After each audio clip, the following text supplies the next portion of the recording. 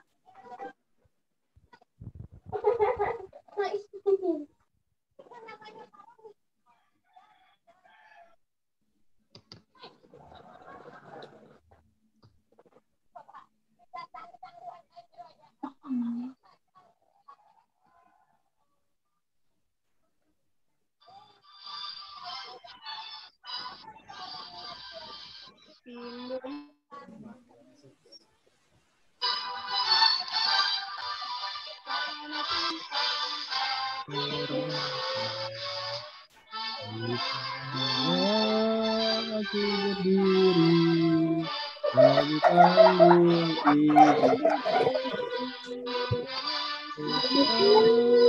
kebangsaanku, airku, marilah kita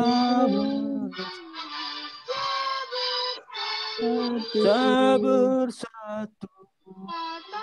Hiduplah tanahku, hiduplah negeriku, rakyatku semuanya, bangunlah jiwanya, bangunlah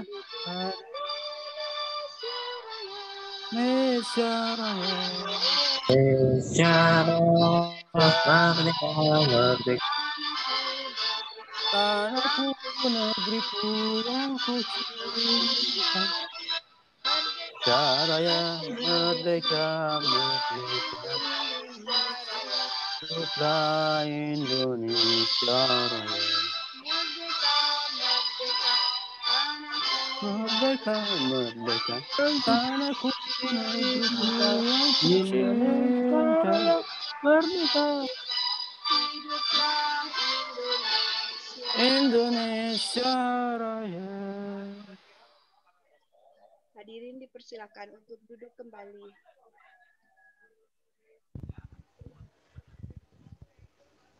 Bu Nana.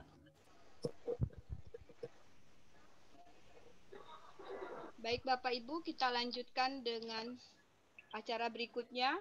Sambutan dari Ketua Wilayah IGI Kalimantan Barat, Bapak Dodi Iswanto MPD.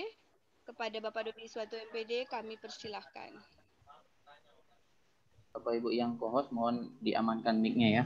Bismillahirrahmanirrahim. Assalamualaikum warahmatullahi wabarakatuh. Selamat siang dan salam sejahtera untuk kita semua. Yang kami hormati Bapak Kepala Dinas Pendidikan dan Kebudayaan Provinsi Kalimantan Barat, Bapak Sugeng Haryadi. Yang kami hormati Bapak Kepala Pusat Data dan Teknologi Informasi Kemdikbud RI, Bapak Muhammad Hasan Habibi. Terima kasih Pak sudah bergabung bersama kami. Yang kami hormati Bapak Direktur Layanan Teknologi dan Informasi untuk Pemerintah dan Masyarakat LTIPM Kominfo, Bapak Kang Dani Januar. Selamat bergabung Kang Dani. Terima kasih sudah hadir bersama kami. Yang kami hormati Bapak Ketua Harian PPIGI, Bapak Gusti Suryan. Terima kasih sudah hadir bersama kami.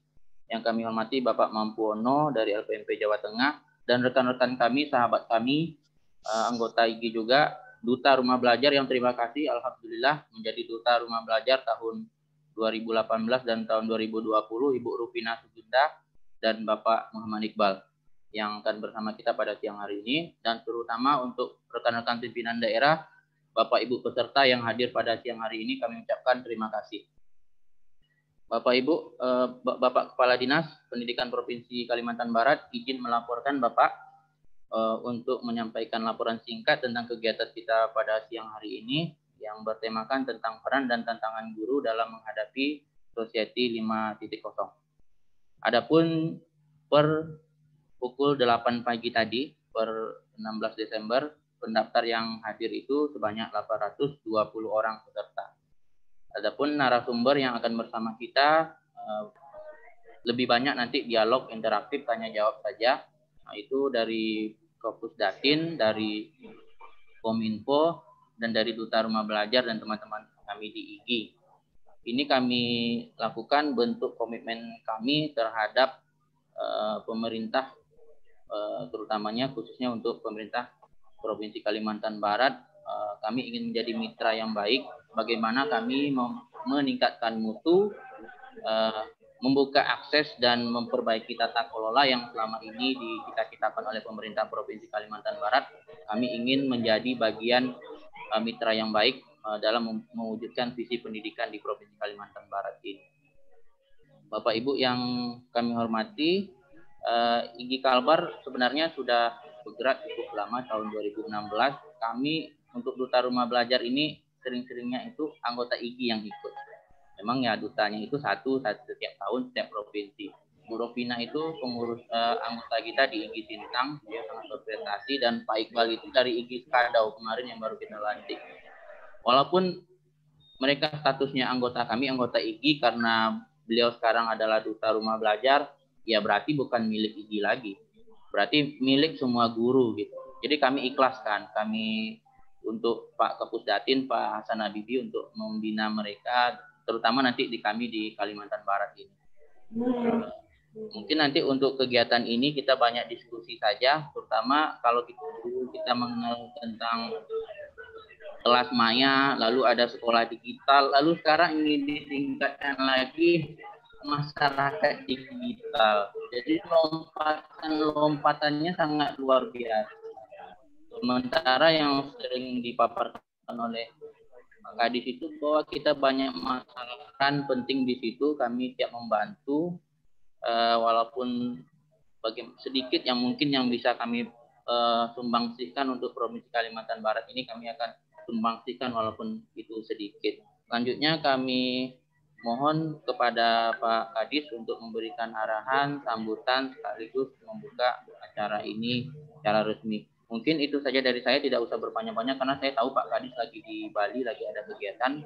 Mungkin saya mohon maaf, tadi ada saya kesalahan Pak Kadis. Saya mau menjadikan Pak Kadis co-host, tapi terjadikan host gitu. Jadi nanti kalau mau live atau kembalikan hostnya ke saya Pak. Tadi mohon maaf, ini kesalahan teknis karena saya terburu-buru, tertekan host gitu. Jadi saya tidak bisa mengendalikan room secara utuh, hanya teman-teman yang saya jadikan co-host. Ini memang teknis. Kendala begini dalam Zoom meeting ini sering terjadi karena saya terburu-buru tadi, atau bisa cara lainnya Pak Gusti ini. Ya, mohon maaf Pak Kadis, saya merepotkan ini Pak Kadis. Nanti kalau live jangan tidak apa-apa Pak Dodi. Bisa mati meeting kita. Mohon maaf, saya tadi salah saya. Ya. Mungkin itu saja, saya kembalikan ke moderator. Terima kasih. Assalamualaikum warahmatullahi wabarakatuh. Bu Nana. Waalaikumsalam warahmatullahi wabarakatuh. Terima kasih kepada Bapak Dodi Iswanto yang telah memberikan sambutan. Baik, dilanjutkan dengan acara berikutnya, yaitu sambutan Kepala Dinas Pendidikan Provinsi. Nah, itu mengapa pemerintah melakukan intervensi melalui kami di Kementerian Kominfo untuk melakukan pemerataan jaringan telekomunikasi di daerah-daerah tersebut. Nah, mungkin saya yakin Bapak Ibu yang hadir di sini sebagian besar mengalami ya pusingnya ketika internet di daerah itu satu kualitasnya mungkin tidak baik, bahkan memang jaringannya tidak sampai. Nah, itu yang menjadi fokus kami di Kementerian Kominfo dalam waktu dekat untuk menyelesaikan permasalahan tersebut. Ini kita masih sesi tanya jawab ya Bu ya, bukan paparan keseluruhan ya mungkin ya.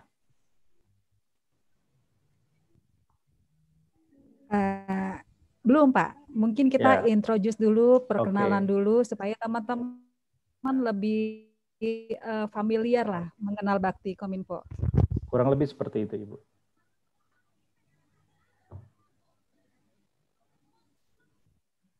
Baik, mungkin Bapak bisa jelaskan lagi selain tadi layanan yang menjadi menjadi beban dan tanggung jawab dari Bakti Kominfo, mungkin ada hal-hal yang berhubungan dengan dunia pendidikan, karena saya mendapat informasi bahwa Bakti Kominfo bukan cuma di bidang pendidikan, tapi kesehatan juga ada. Nah, khusus untuk pendidikan bagaimana Pak? Baik, tadi yang pertama kita bicara masalah infrastruktur telekomunikasi ya. Nah, Bakti juga memang memiliki mandat tidak hanya berhenti di penggelaran infrastruktur, tapi kami ditugaskan untuk mendorong hadirnya ekosistem digital Bapak Ibu. Nah, apa yang dimaksud dengan ekosistem digital mungkin saya menjelaskan secara singkat itu intinya agar memastikan dengan hadirnya telekomunikasi itu memberikan manfaat di berbagai sektor pada masyarakat. Nah, jadi kalau kita bicara infrastruktur yang selama ini dibangun oleh Bakti, itu memang di berbagai sektor ya. Yang pertama kita menghadirkan internet di sekolah-sekolah.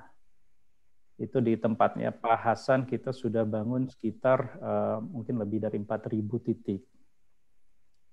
Nah, ada juga yang ditempatkan di puskesmas, ada juga yang ditempatkan di kantor-kantor desa, di layanan publik, dan area-area lainnya yang memang kita melihat potensi atau kebutuhan untuk menghadirkan layanan telekomunikasi.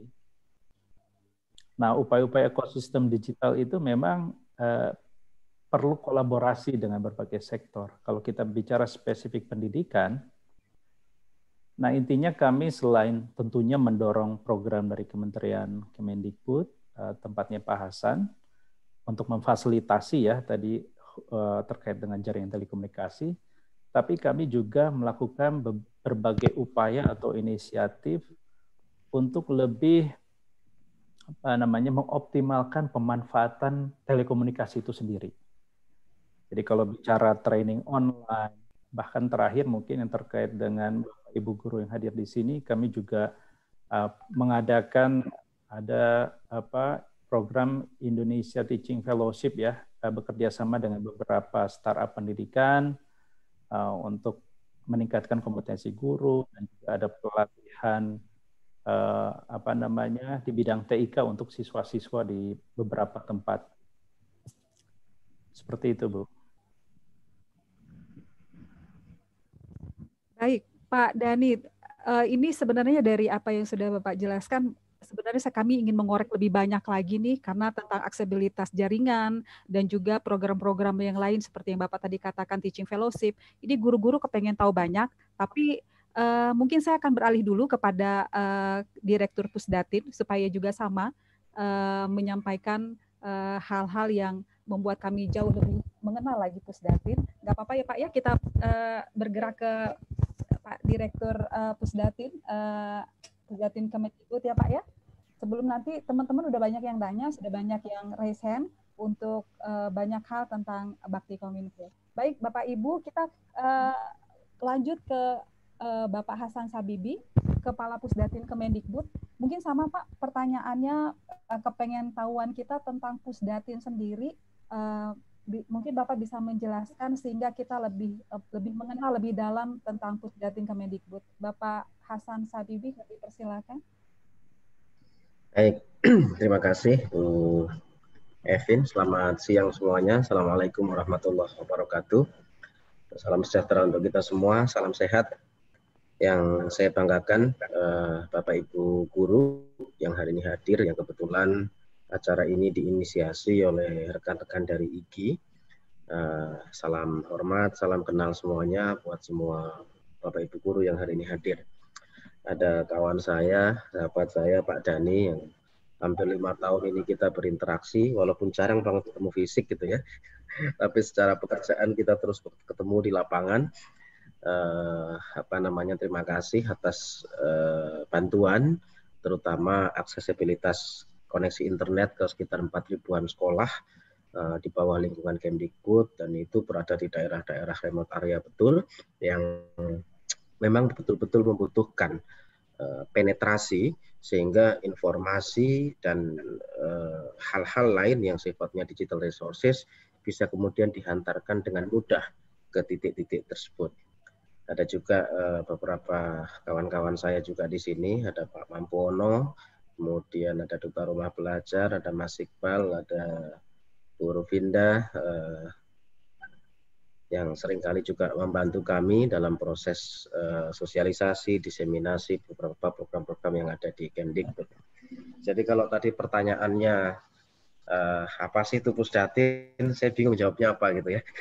Saya bingung jawabnya apa. Tapi yang jelas mungkin yang perlu Bapak Ibu semua ketahui hari ini, setelah Ristek Dikti bergabung, atau Dikti terutama bergabung lagi dengan Kemdikbud, hari ini hanya ada satu pusat data dan teknologi informasi di bawah Kementerian Pendidikan dan Kebudayaan, yaitu Pusdatin itu sendiri. Dan kalau ini kan guru-guru semua ya, Anda pasti kelola Dapodik kan, Anda pasti kelola Dapodik, Anda pasti pakai rumah belajar, Anda kemarin dapat kuota internet untuk guru siswa pada saat kemarin, dan tentunya kemarin beberapa dari Bapak Ibu mendapatkan akun pembelajaran yang barusan di-launch dari Kemdikbud, itu semuanya dikerjakan secara technical issue-nya di Pusdatin semua. Jadi itu yang paling gampang. Jadi kalau Anda ingat Dapodik, yaitu Pusdatin di situ. Di mana kemudian hampir semua trigger policy-policy yang ada di Kemdikbud bermuaranya jadi Pusdatin. Program BSU, bantuan subsidi upah yang diterima Bapak Ibu guru semua, itu datanya ya dari Pusdatin. Nanti asesmen kompetensi datanya ya dari Pusdatin. Bahkan sekolah yang siap nanti melaksanakan tatap muka atau program sanitasi yang selama ini ada di Podidasmen misalnya, itu juga sekali lagi koordinasi datanya juga ada di Pusdatin. Jadi singkat kata singkat cerita, hari ini Bapak Ibu semua, era di mana kemudian proses transformasi digital itu maju.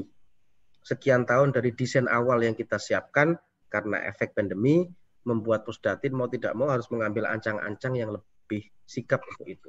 Karena kebutuhan terkait teknologi informasi maupun data, lebih khususnya di bidang pendidikan dan kebudayaan, pasti bermuaranya di Pusdatin. Bapak Ibu kalau NUIPTK-nya belum selesai, ya urusannya nanti dengan Pusdatin. Bapak Ibu kalau misalnya nomor induk siswanya juga belum clear gitu ya, sehingga tidak bisa mendapatkan bantuan KIP, PIP dan segala macam, itu nanti urusannya juga dengan Pusdatin. Jadi singkat kata singkat cerita, hal ihwal terkait dengan semua informasi teknologi, data dan tata kelolanya itu semuanya bermuara di Pusdatin. Nah, terus kemudian terkait dengan aktivitas ini sendiri, saya cuma ada 3 hal yang ingin saya sampaikan ke Bapak Ibu sekalian. Yang pertama tentu kalau kita bicara percepatan atau lompatan teknologi informasi yang ada di dunia, atau lebih khusus lagi di Indonesia, ataupun dimanapun titiknya, itu tidak ada mungkin, tidak ada bukan, kecuali kita berkolaborasi. Itu sesuatu yang pasti nggak bisa enggak.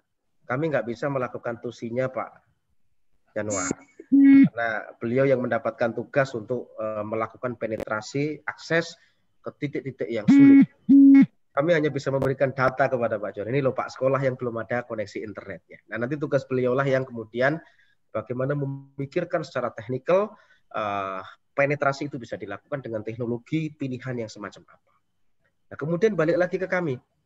Setelah teknologinya disiapkan kawan-kawan bakti, aksesnya disiapkan, tugas kamilah memberikan sarana, prasarana, dan fasilitas pendukung. Semacam komputer, laptop, pelatihan guru. Nah, hal-hal semacam ini kemudian dilakukan oleh kami juga kembali saat itu di Pustekom ya, sekarang di Pusdatin, sehingga sekali lagi kolaborasi ini menjadi titik kunci yang tidak bisa dipisahkan antara satu dengan yang lain saat kemudian kita bicara transformasi digital. Tidak ada dunia teknologi hari ini yang silo-silo. Tidak ada pola kayak apapun tanpa relasi. Nah, saya pikir ini juga menjadi yang kedua yang ingin saya sampaikan juga sekaligus kepada teman-teman semua, bahwa kalau kita mengikuti mazhab pembangunan, biasanya kan kita mengenal yang namanya konsep triple helix. Triple helix. Triple helix itu ada pengusaha, ada pemerintah, dan ada akademisi. Namun, kadang-kadang kita lupa, ada publik, ada masyarakat yang selama ini kalau menggunakan pendekatan konsep triple helix, itu selalu positioningnya objek, mohon maaf. Nah, sekarang saatnya kita kemudian bergeser ke quadruple helix, di mana masyarakat, publik juga sama-sama menjadi subjek proses pembangunan yang akan kita lakukan. Jadi pemerintah, kemudian pengusaha, akademisi, tidak bisa kemudian semena-mena, kasarnya gitu ya, menetapkan skala prioritas pendidikan tanpa ada dialog, tanpa ada partisipatif, tanpa ada masukan, dan tanpa ada subjek-subjek yang sebetulnya secara langsung itu terlibat di lapangan.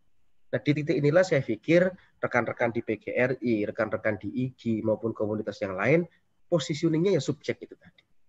Sehingga tepat tadi yang dikatakan oleh koordinator IGI tadi, ketuanya di sambutan awal, positioningnya kemudian partnership, bukan objek, di mana subjeknya adalah pemerintah atau pengusaha atau akademisi. Nah, sehingga relasi yang ideal ini tadi bisa diciptakan, karena saya ingat satu pepatah lama itu begini. Kalau kita ingin berlari cepat, itu mungkin kita bisa jalan sendirian. Tapi kalau kita ingin berjalan jauh, itu kita harus bersama-sama dan bergandengan tangan. Nah, di titik inilah saya pikir diskusi kali ini nanti menemukan momentumnya. Teman-teman dari Pusdatin, di sini nanti mungkin secara teknis ada kawan-kawan dari Duta Rumah Belajar ya, Bu Rufinda maupun Mas Iqbal nanti akan lebih banyak menjelaskan secara teknikal, tapi pada prinsipnya adalah kalau kita ingin berjalan jauh, kita harus bersama-sama dan bergandengan tangan. Ini poin kedua yang ingin saya sampaikan. Nah, poin ketiga, saya pikir pada diskusi kali ini, Bapak Ibu semua, karena mengambil satu setting terkait dengan Society 5.0. Society 5.0 ini kan berkenaan dengan masyarakat informasi. Kalau dari terminologinya itu kan, kalau Bapak Ibu mungkin sedikit flashback ya, yang namanya Society 1.0 itu kan hunter gatherer. Kemudian Society 2.0 itu terkait dengan agrarian society, masyarakat yang banyak petani di sana. Kemudian Society 3.0 itu lebih banyak ke industrial atau kelompok-kelompok industri. Society 4.0 atau sekarang orang menyebut revolusi 4.0 itu lebih bergerak ke arah adalah masyarakat informasi. Nah, Society 5.0 sebetulnya lebih ke arah super smart society, yang itu sebetulnya dilempar sama kawan-kawan di Jepang sana pada saat kemudian mencoba membuat sebuah lompatan kalau kita bicara super smart society yang kemudian diidentifikasi dengan Society 5.0 itu tadi. Di mana ini merupakan lompatan dari big data, Internet of Things, kemudian cloud, artificial intelligence, and mobile gadget, di mana kemudian masing-masing aspek itu terintegrasi. Namun kalau kita katakan saat kemudian akan lari ke sana, tentu banyak sekali yang harus kita siapkan, terutama dari sisi kapasitas SDM. Teman-teman Kominfo sangat paham dan sangat fasih urusan ini. Nah, kami biasanya di dunia pendidikan, kalau saat di apple to apple kan dengan teknologi, kita selalu agak kepondal-pondal untuk mengikuti itu. Beberapa statement atau menteri terdahulu, misalnya Mas Anies pernah menyampaikan, misalnya teknologi sudah bergerak ke abad 21. Tapi kondisi kelas kita itu masih ke abad 19. Coba dicek aja, nggak terlalu banyak perubahan. Kita harus mampu melakukan percepatan. Oleh karenanya Mas Menteri Nadiem Makarim dalam hal ini, beliau berkali-kali menyampaikan harus ada transformasi digital dalam dunia pendidikan, yang kemudian kita coba melakukan lompatan-lompatan dalam sekian waktu ini, sehingga kita bisa berlari bersama-sama, bukan semata-mata berjalan. Oleh karenanya, kami di Pusdatin salah satunya di samping ada portal rumah belajar yang sudah pernah kita launch beberapa waktu yang lalu, bantuan kuota dalam kondisi pandemi, kami juga meluncurkan akun pembelajaran ya, akun pembelajaran yang kita harapkan mampu kita bikin berlari bersama-sama, mampu membuat berlari bersama-sama menyikapi transformasi digital yang hari ini sedang kita hadapi ini, dan mengarah kepada paling tidak Society 4.0 di mana kemudian masyarakat informasi itu betul-betul melek secara literasi, syukur-syukur bisa mengarah ke super smart society, di mana kalau saya ngambil atau menilik dari tema ini yang teman-teman agendakan, kita akan bicara masalah komunitas yang sehat, Komunitas kemudian yang betul-betul bisa memanfaatkan internet ini dengan baik. Komunitas yang kemudian betul-betul bisa dengan gelaran nanti, aksesibilitas yang mungkin digawangi oleh kawan-kawan Kominfo, itu bisa meningkatkan human competitive index kita. Nah, kalau larinya ke sana, nanti saya pikir Society 5.0 secara perlahan kita akan mulai menuju. Nah, sekali lagi ini menuntut kesiapan, ini menuntut kolaborasi, ini menuntut keseriusan dan tentu keistiqomahan dari masing-masing tahapan untuk kemudian kita bisa lari ke sana. Dan saya yakin sekali lagi aktor atau subjek yang nanti akan memegang peran vital dalam konteks ini adalah dunia pendidikan, lebih khusus lagi adalah Bapak Ibu guru sebagai penjaga gawang harapan dan asa peserta didik kita 20 tahun, 30 tahun yang akan datang.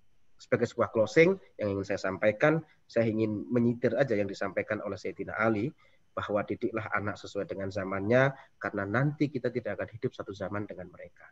Teman-teman Kominfo sudah menyiapkan infrastruktur. Pusdatin mencoba menyiapkan aplikasi, akun pembelajaran, dan konten. Yang mendidik siapa? Bapak Ibu. Semua trigger, semua kemewahan teknologi yang hari ini kita peroleh, mari kita maksimalkan untuk mendidik adik-adik kita, sehingga mereka siap menghadapi zamannya 20 tahun dan 30 tahun yang akan datang, dan saya yakin kalau ini kita lakukan secara konsisten dan serius, ini akan menjadi amal yang luar biasa buat kita semua. Saya pikir itu yang bisa saya sampaikan, Bu Evin dan teman-teman semua. Terima kasih atas kegiatan ini. Kami diberikan waktu untuk bisa berdiskusi dengan Bapak Ibu semua. Nanti mungkin secara teknikal ada Mas Mampuono, ada Mas Iqbal, ada Bu Rufinda dan teman-teman semua, tadi ada Pak Gusti juga ya, ada Pak Gusti juga yang nanti akan bisa lebih banyak cerita bagaimana kita mempersiapkan anak-anak kita sesuai dengan zamannya itu tadi. Terima kasih, selamat siang. Wabillahi taufiq wal hidayah, wa ma'arifatu wal inayah. Assalamualaikum warahmatullahi wabarakatuh. Salam sehat semuanya. Iya, terima kasih Pak Hasan. Ini semakin menarik sekali setelah apa yang dijelaskan Pak Hasan, bagaimana kemitraan Bakti Kominfo dan Pusdatin sendiri dalam mempersiapkan guru memasuki Society 5.0 ini. Ada banyak hal yang kita akan gali lagi karena menarik sekali, karena penjelasan Bapak bagaimana Bakti Kominfo menyediakan aksesibilitas internet dan Pusdatin sendiri menyediakan perangkat-perangkatnya sehingga ada jalinan kerjasama. Nah, saya mau mengarah kepada Pak Mampuono. Pak Mampuono, saya mungkin saat ini memposisikan Bapak sebagai praktisi pendidikan. Pak, bisa memberi tanggapan kepada apa yang sudah disampaikan Pak Hasan Habibi dengan Pak Dhani yang sudah menyediakan layanannya dan juga menyediakan perangkat-perangkatnya buat guru-guru di dalam dunia pendidikan. Mungkin Pak Mampuono bisa memberikan tanggapannya karena lebih banyak berinteraksi dengan guru ya Pak ya. Monggo Pak.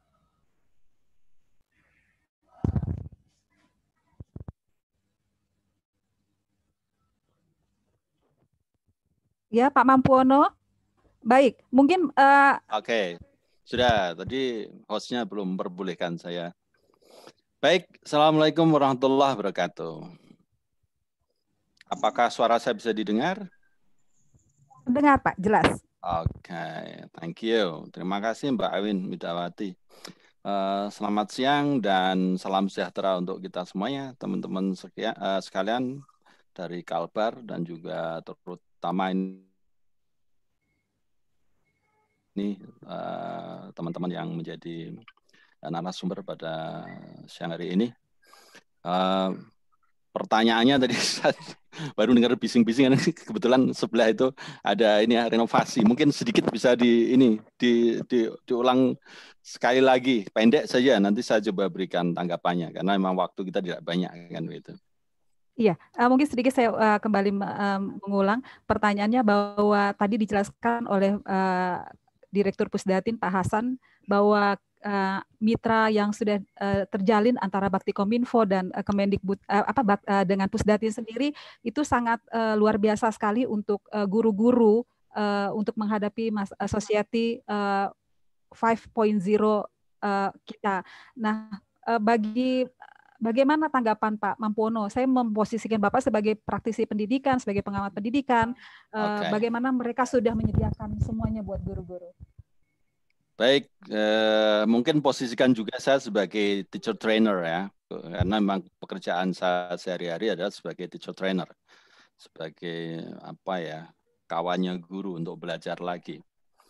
Bapak Ibu sekalian yang saya hormati, kita semuanya tahu bahwa Undang-Undang Guru dan Dosen mengharapkan kita itu menjadi para lifelong learners, para pembelajar seumur hidup, orang-orang yang memiliki auto mindset terhadap perubahan, sehingga begitu terjadi perubahan dia akan cepat menyesuaikan diri. Dan ini orang harus resourceful, orang harus belajar lagi sedemikian rupa. Dan tadi sudah dijelaskan oleh Pak Habibie. Pak Habibie ini kebetulan satu keluarga dengan saya di SMA 3 Semarang, satu alumni ya. Kami adik-adiknya Mbak Retno Marsudi dan Mbak Sri Mulyani. Gitu ya. Nah, terkait hal ini, kita tahu benar ya perjuangan Pustekom ya, berdarah-darahnya Pustekom dulu gitu ya. Bagaimana agar guru Indonesia ini melek IT. Dulu saya mulai kenal dengan Pustekom itu tahun 2005, tahun sekitar 2010-an bahkan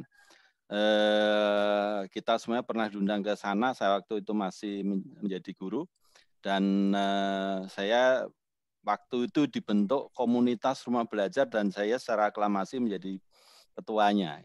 Itu perjuangan berdarah-darahnya sampai sedemikian rupa teman-teman ke daerah-daerah dan seterusnya untuk memperkenalkan IT.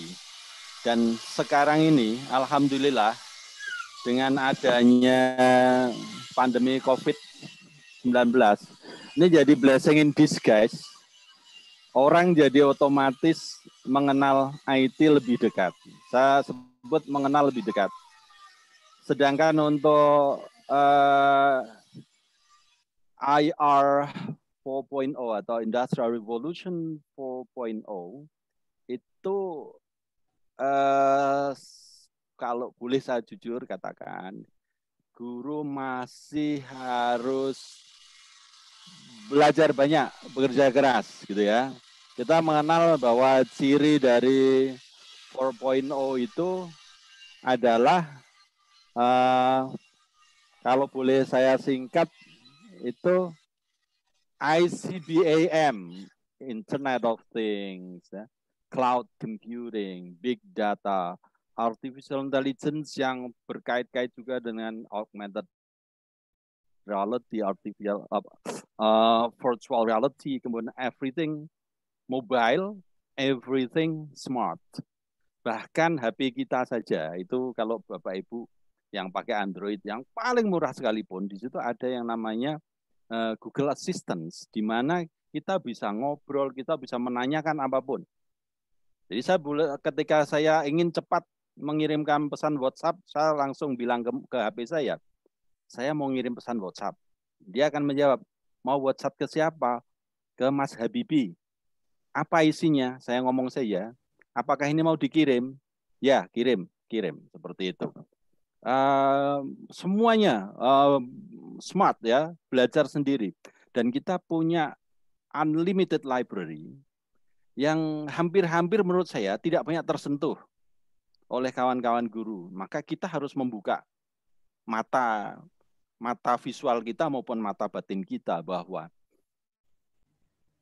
25 tahun lagi kita berharap akan mencapai Indonesia emas.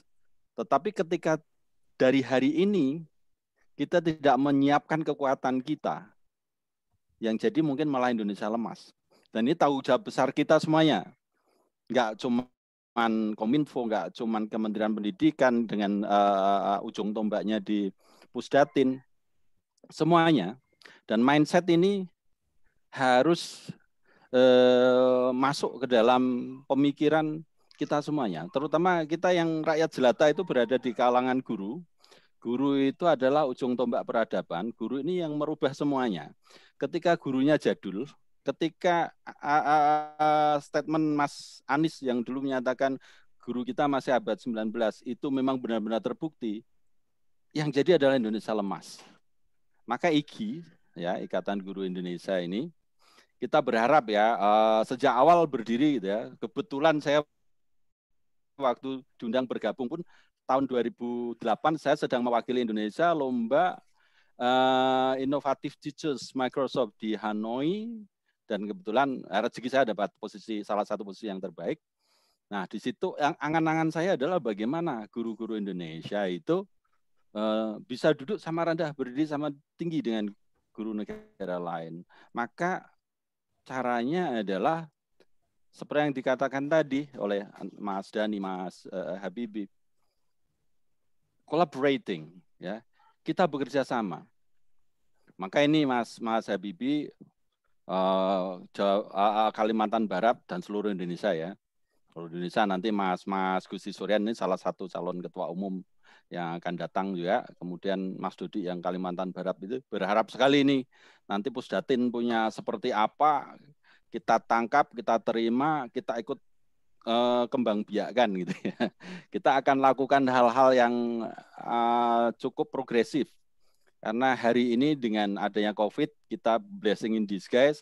Ada yang namanya Zoom ini, ada banyak sekali kemampuan-kemampuan IT yang dulu itu nggak ada, itu muncul, dan kawan-kawan IGI kalau boleh saya laporkan gitu ya. Hari ini saja ini ada pada saat yang sama itu ada berpuluh-puluh kegiatan webinar seperti ini untuk bagaimana sharing and growing together. Nah, begitu. Jadi kalau pertanyaan tadi saya kembalikan, ya, bagaimana tanggapan kami, ya, sebagai praktisi, sebagai teacher trainer, saya yang bisa memberikan motivasi kepada kawan-kawan semuanya. Kita punya unlimited library, source pengetahuan sedemikian dahsyat, bahkan di Pusdatin itu rumah belajar itu luar biasa isinya. Kalau kita mau mengaksesnya, kita akan jadi guru yang benar-benar resourceful. Kita punya kompetensi kepribadian, sosial, pedagogik, kemudian profesional yang bisa maju pesat di situ. Bahkan salah satu yang saya sendiri kebetulan suka sekali untuk utak-atik dan kreativitas kita ini ya, untuk memudahkan guru, saya ada namanya metode menemu baling, menulis dengan mulut, membaca dengan telinga. Teman-teman sudah ada 1000-an guru penulis baru yang kita undang ke Jakarta untuk mendapatkan penghargaan di Perpusnas 2019, 2018 kita memecahkan rekor muri menulis tercepat terbanyak, dan banyak lagi yang lain-lainnya, teman-teman semuanya.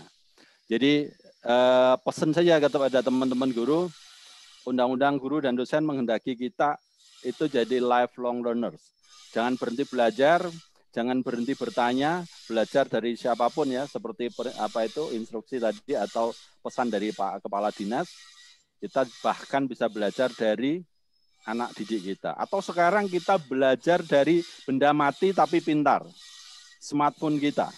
Ya, kira-kira semacam itu, supaya Society 5.0 yang sudah di ujung mata kita dan Indonesia emas itu memang benar-benar terjadi. Begitu. Ya, saya ucapkan terima kasih kepada teman-teman Kominfo, teman-teman Pusdatin yang tidak berhenti-hentinya berdarah untuk Indonesia lebih maju. Begitu Mbak Edwin. Assalamualaikum warahmatullahi wabarakatuh. Ya, terima kasih Pak Mampuono. Artinya guru-guru ini memang harus siap ya, karena sudah disediakan oleh Bakti Kominfo, disediakan oleh Pusdatin, bagaimana guru-guru sendiri menerima hadiah ya dari mereka untuk kita bisa menjadi pelaku-pelakunya untuk menghadapi Society 5.0 ini ya, Pak Mampu ya. Siap. Baik, saya beralih ke Pak Gusti Suryan. Pak, ini tadi ditantang nih sama Pak Mampuono. Katanya bagaimana kita nih mau menangkap bola, atau kita langsung kejar bola aja Pak, sebagai organisasi guru profesi, menangkap bola apa yang Pak Dani dari Bakti Kominfo dan dari Pusdatin sendiri yang sudah ingin memberikan sesuatu bagi guru-guru. Ini bagaimana sendiri dengan organisasi IGI Pak Gusti? Oke, terima kasih Bunda. Saya ucapkan dulu salam takjim saya ke Pak Hasan Habibie, PLT Pusdatin, Kemendikbud, kemudian Pak Denny Januar, Mas Mampu, Mas Jen kita, Pak Dodi ya. Terima kasih atas kesempatannya, juga Pak Iqbal, juga Ibu Rufina ya. Saya menarik sekali diskusi kita pada kesempatan sore ini. Jujur secara pribadi saya baru tahu Pak, Pak Denny tadi menyampaikan bagaimana bakti Kominfo, kemudian Pak Hasan Habibi, kemudian berbicara Kapus Datin ya, pusatnya data-data Kemendikbud. Saya teringat kemarin ada kejadian di Kabupaten Banjar, salah satu dari daerah 3T. Mereka terlambat untuk pencairan dana tunjangan mereka. Akhirnya kita sampaikan ke lewat Dirjen GTK, kemungkinan besar dari Dirjen GTK mengarahkan ke Pusdatin data ya. Akhirnya data mereka clear, bisa cair kembali dan mereka bisa bergabung dengan IGI. Ini bagian advokasi kita.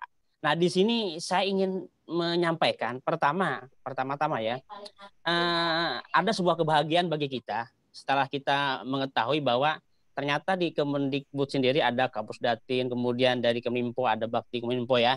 Ini adalah hal yang sangat bagus untuk kita ke depan, IGI ke depannya. Artinya IGI bagian dari organisasi profesi, undang-undang, amanah undang-undang nomor 14 tahun 2005, kemudian diperhalus lagi, diperjelas oleh VV nomor 19 tahun 2017, bahwa persoalan-persoalan di negeri ini tidak akan bisa diatasi tanpa kehadiran semua stakeholder. Artinya baik pemerintah daerah, pemerintah provinsi, kemudian salah satunya organisasi profesi. Nah, ke depan kita ingin mengembangkan apa? IGI udah selama ini dengan moto sharing and growing together-nya udah melakukan banyak hal tentang pelatihan peningkatan kompetensi. Nah, saya melihat sebagai bagian dari orang Kalimantan dan juga melihat bagaimana kondisi di lapangan, saya berharap gerakan-gerakan kita ke depan itu nanti ada gerakan-gerakan kita mendorong pelatihan untuk di daerah pinggiran. 3T yang disampaikan oleh Pak Denny Januar tadi, ada 12.000 sekolah yang masih belum menikmati fasilitas itu kan. Fasilitas internet ya mungkin ya, fasilitas komunikasi. Dan ini harapan kita ke depan, kita insya Allah siap bergabung, siap bersama untuk membangun negeri ini. Artinya apa? Seperti yang disampaikan oleh Pak Hasan Habibi, jika istilah beliau tadi, jika untuk berjalan jauh, mari kita bersama dan bergandengan tangan. Artinya apa? Pada saat gerakan untuk bangsa ini tidak akan mungkin dilakukan oleh segelintir orang atau pemerintah sendiri. Artinya semua orang harus terlibat di sini.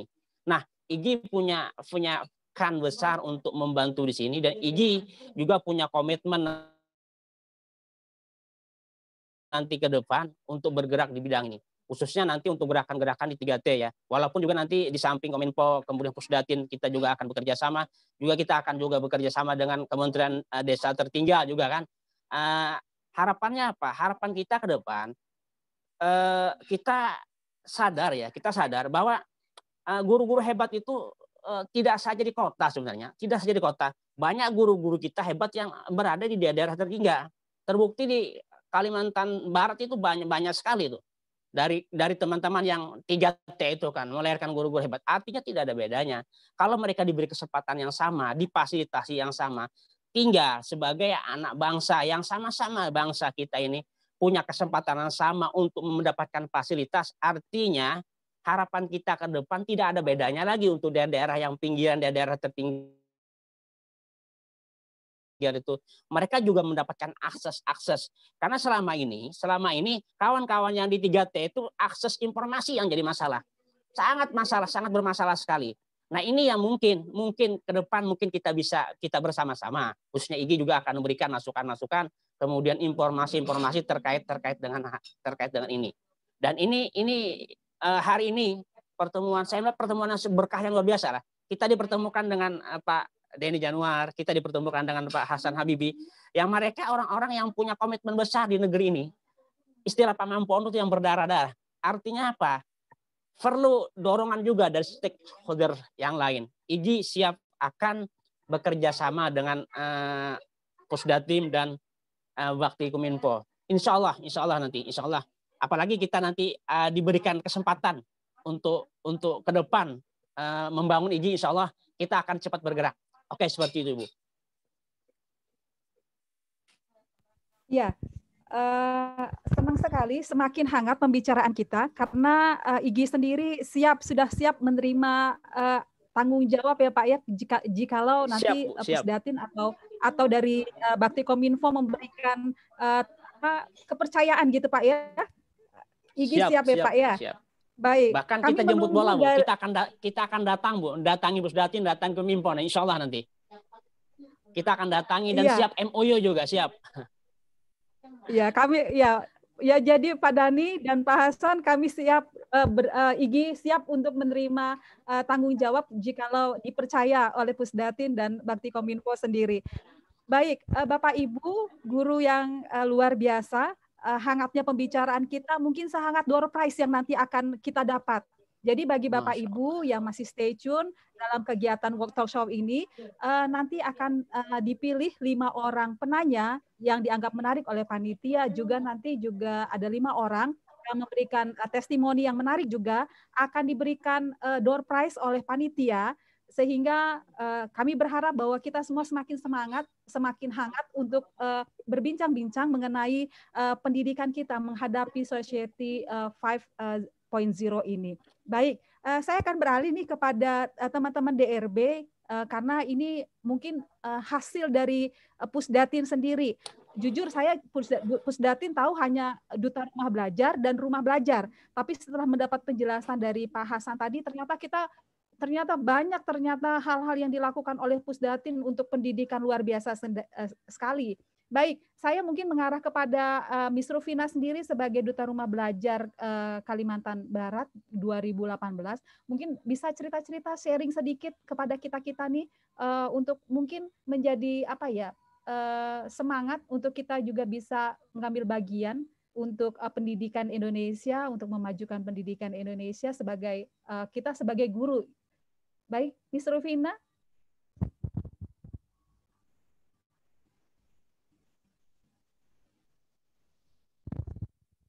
Miss Rufina, jelas mendengar Bu Miss Rufina, Bu Rufina?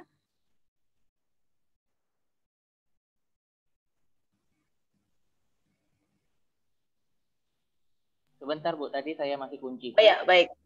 Saya pakai 2 perangkat karena sinyal di rumah lagi enggak oke. Jadi baik, terima kasih Bu Evin untuk waktu dan kesempatannya. Selamat siang saya ucapkan untuk bapak-bapak yang sudah berkenan hadir, ini luar biasa ya, dari Bakti Kominfo, Bapak Dani, Pak Hasan juga dari Pusdatin ya, keluarga besar dari Rumah Belajar, kemudian Pak Gusti dari Kalimantan Selatan. Oke, kemudian juga ada Bapak, wah luar biasa ini Bapak Widya Iswara dari Jawa Tengah ya, LPMP Jawa Tengah ya. Salam kenal Pak ya. Dan juga sahabat saya tercinta Bapak Muhammad Iqbal, selamat sudah bisa menyandang gelar Duta Rumah Belajar Provinsi Kalbar tahun 2018 Memina ya. Baik. Jadi yang mau ditanyain apa nih Bu Evin? Yang mau ditanya-tanya sama Bu Duta? Nah, sekedar sharing kepada kita guru-guru, karena kebetulan di sini dari Pusdatin sudah menyediakan ruangan buat guru-guru ya, untuk kita bisa mengeksplor kemampuan kita. Oke, baik. Yang pertama saya mau nanya dulu, ini kurang lebih kita ada 200-an guru ya yang hadir di sini ya. Itu udah pada pernah belum buka rumah belajar gitu? Karena percuma juga saya cerita tentang rumah belajar nanti Bapak Ibunya belum kenal. Jadi nanti kayak peribahasa enggak kenal maka enggak sayang. Jadi boleh sambil kita ngobrol-ngobrol ringan di sini, boleh sambil dibuka, ketik aja di Google, di search engine-nya rumah belajar itu apa.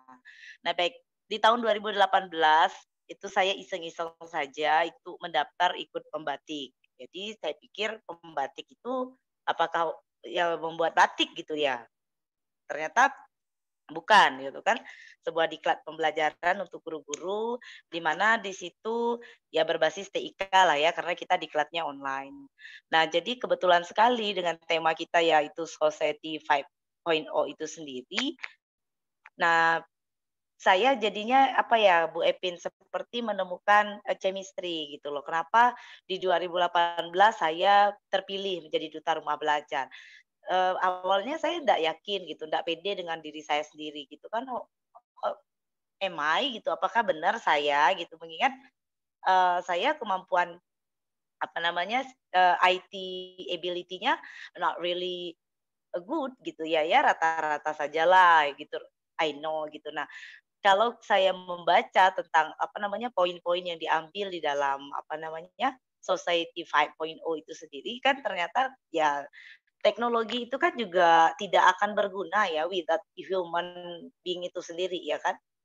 Secanggih apapun teknologi kalau kita manusianya juga tidak bisa memanfaatkannya atau tidak bisa mendayagunakannya dengan baik, itu juga tidak bermanfaat ya kan.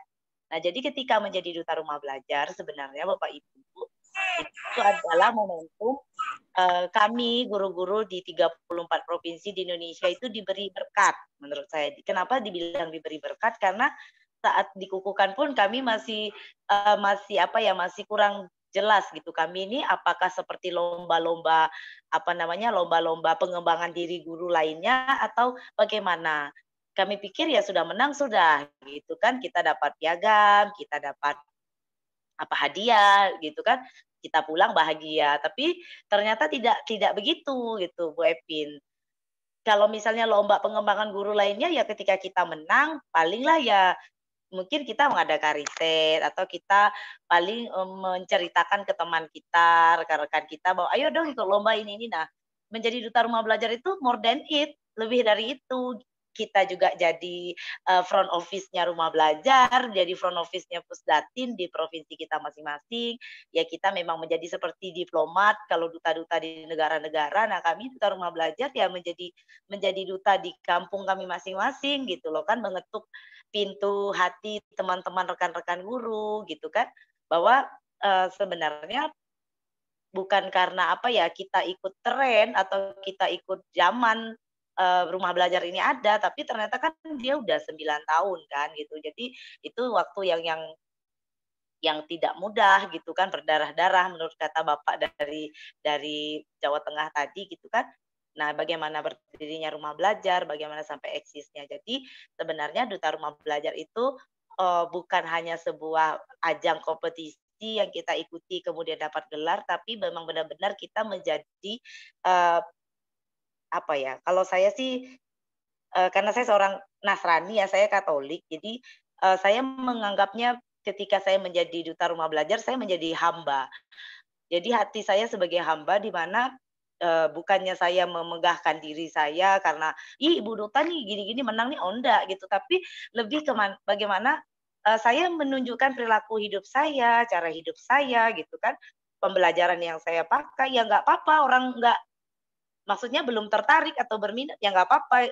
Tapi saya percaya gitu kan kalau hamba itu bekerja dengan hati, tulus, ikhlas, suatu saat Tuhan akan buka caranya dengan cara Tuhan. Nah ini terbukti kan Mbak Evin di tahun 2020 di bulan 3 Maret itu saya ingat benar Bapak Presiden mengumumkan Indonesia darurat karena COVID-19. Tiba-tiba Jakarta yang pertama sekali diumumkan Gubernur Jakarta Pak Anies Baswedan bahwa sudah ada pasien terkonfirmasi COVID, kemudian mulai lockdown, pembatasan berskala kecil, sedang sampai besar, dan akhirnya tadi seperti yang Bapak Mampono ya dari Jawa Tengah mengatakan blessing in disguise. Jadi mau tidak mau, suka atau tidak suka, ya every people gitu kan round the world, semua guru di Indonesia mau dari pedalaman ke kota, kecamatan, desa, semuanya harus bersahabat dengan teknologi. Yang kemarin Android-nya cuma dipakai buat WhatsApp sama teman, keluarga di grup family gitu kan.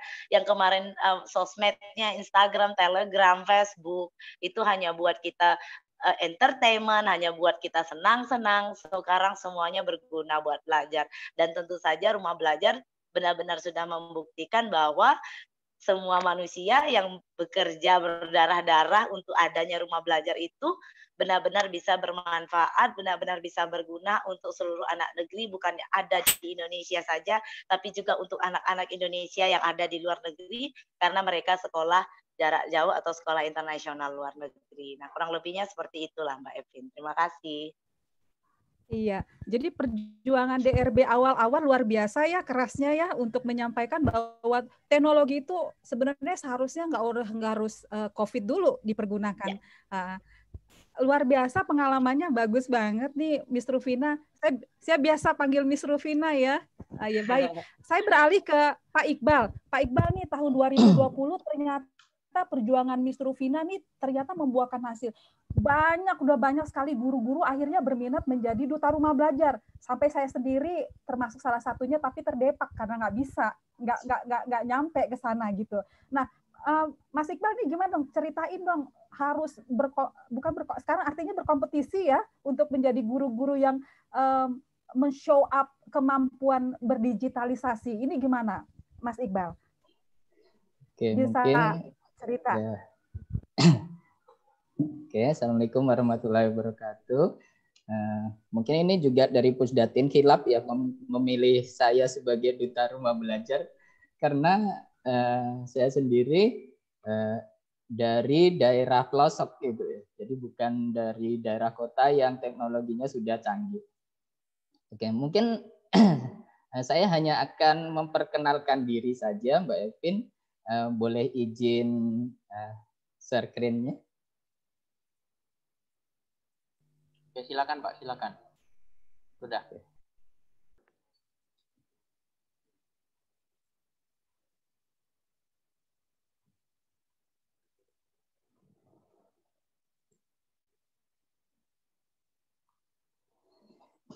Oke, yang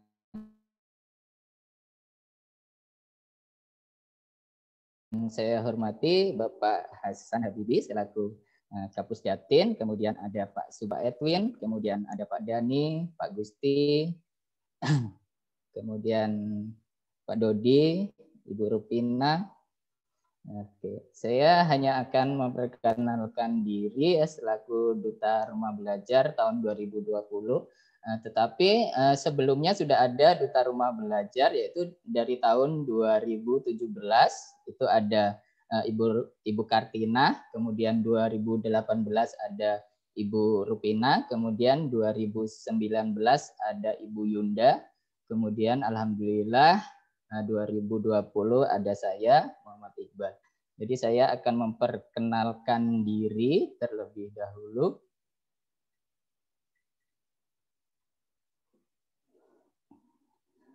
Oke, nama saya adalah Muhammad Iqbal Slamet.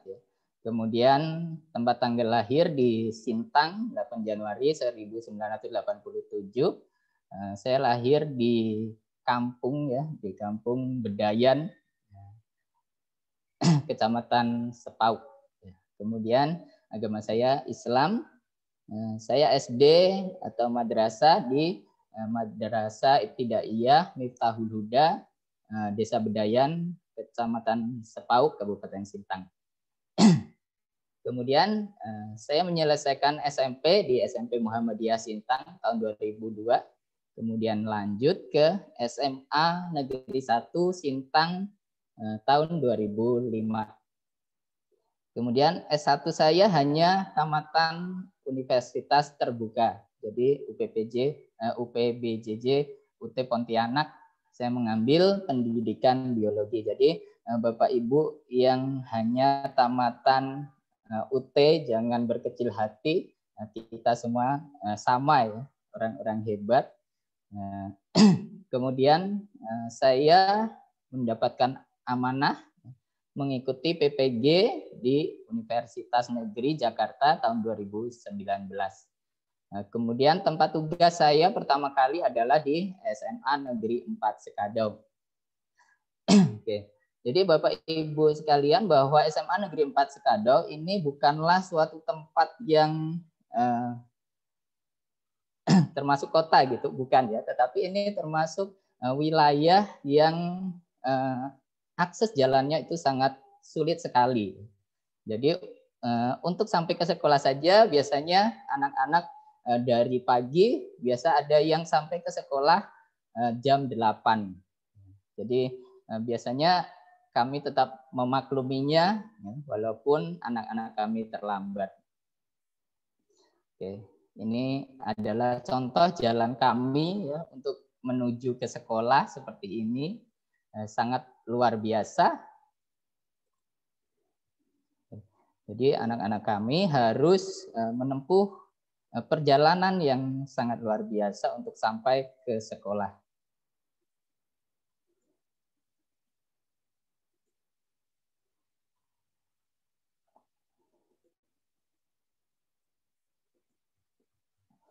Oke, ini adalah gambaran siswa-siswi kami yang sedang berjalan menuju ke sekolah.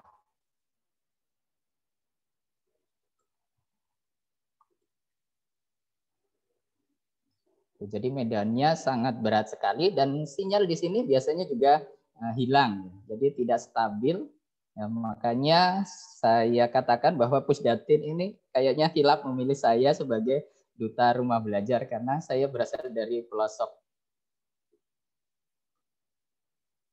Oke, ini adalah sekolah kami. Sebenarnya sekolah kami sangat bagus ya, tetapi letaknya di kampung dan perjalanannya sangat sulit sekali. Oke, itu sekilas gambaran tentang tempat saya mengajar atau tempat saya melaksanakan pembelajaran. Kemudian apa sih itu rumah belajar? Nah, rumah belajar ini merupakan bentuk inovasi pembelajaran dari pemerintah. Ini yang menyediakan beragam bahan belajar serta fasilitas komunikasi antar penggunanya.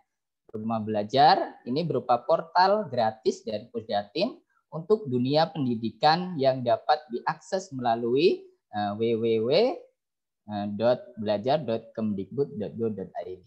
Kemudian fitur-fitur utamanya di sini ada kelas digital, kemudian ada sumber belajar, ada bank soal, ada laboratorium maya. Sebenarnya sudah lengkap sekali. Jadi untuk melaksanakan daring ini rumah belajar sudah komplit.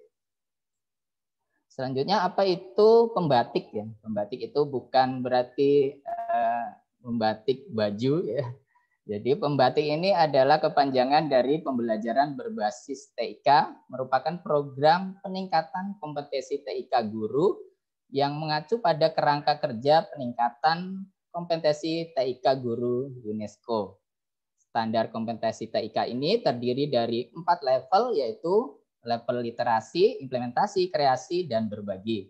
Jadi Bapak Ibu semuanya bisa mendaftar sebagai pembatik ya di simpatik.belajar.kemdikbud.go.id. Nanti level 1 biasanya dimulai pada bulan Maret.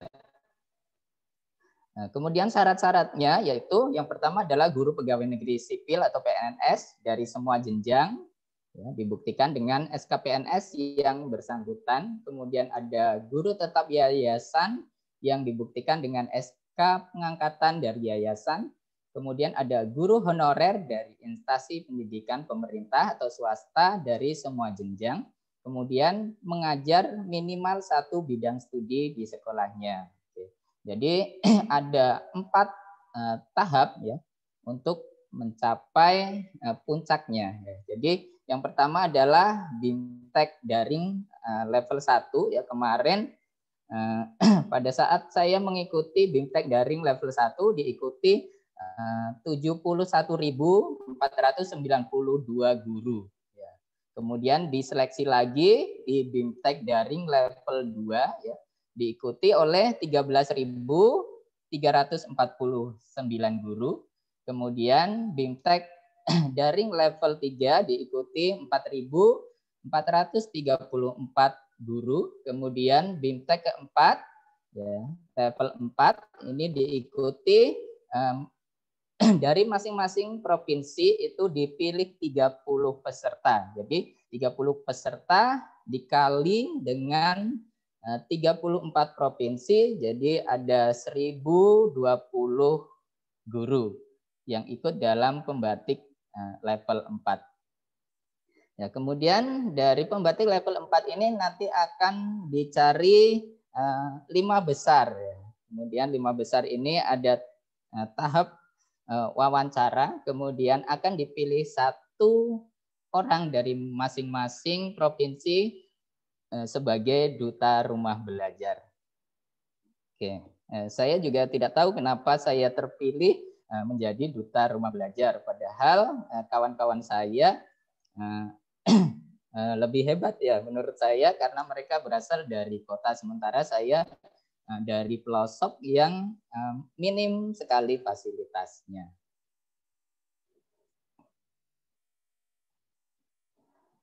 Oke, selanjutnya adalah rencana ya, rencana aksi yang ingin saya lakukan ya setelah ini ya, yaitu tahun 2021 ya.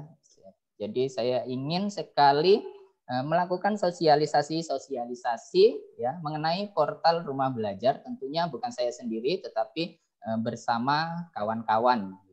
Jadi rencana pertama adalah membentuk wadah rumah belajar Kalbar. Ini adalah kolaborasi dengan DRB dan SRB dari Kalbar. Kemudian melakukan koordinasi dengan Dinas Pendidikan.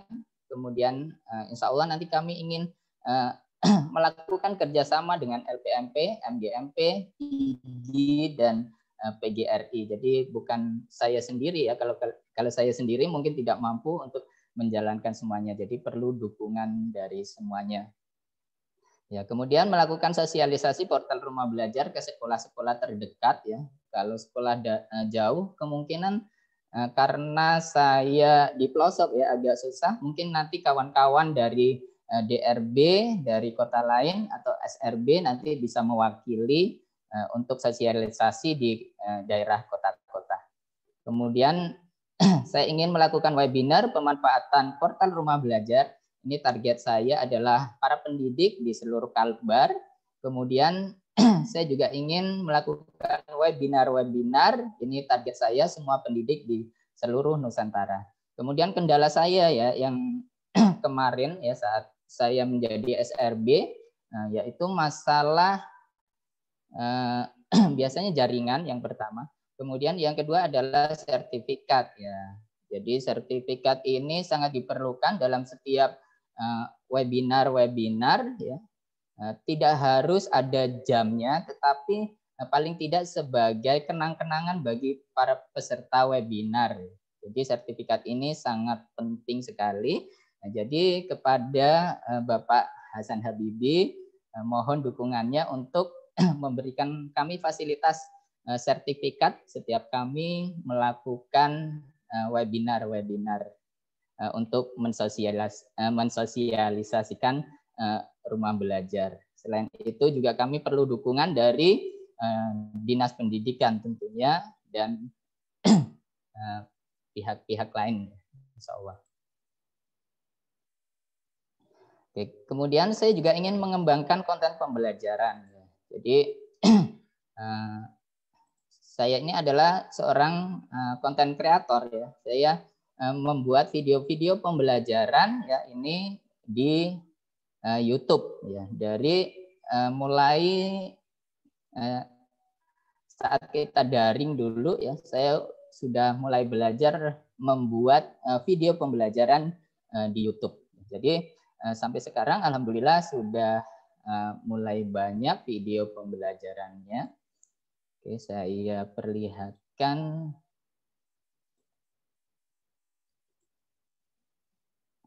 Oke, ini adalah channel saya ya. Channel saya yaitu channel YouTube saya. Isinya adalah tentang pembelajaran ya, karena saya seorang guru biologi, jadi isinya tentang mata pelajaran biologi yang saya ampu. Kemudian saya juga mengajar kimia, jadi saya merangkap mengajar biologi dan kimia ya, dari kelas 10 sampai kelas 12, jadi double. Jadi jam mengajar saya per minggu adalah 48 jam. Jadi luar biasa karena di sini tidak ada guru kimia aja, jadi terpaksa saya yang mengajar juga. Jadi saya membuat video-video pembelajaran seperti ini untuk mengajar daring.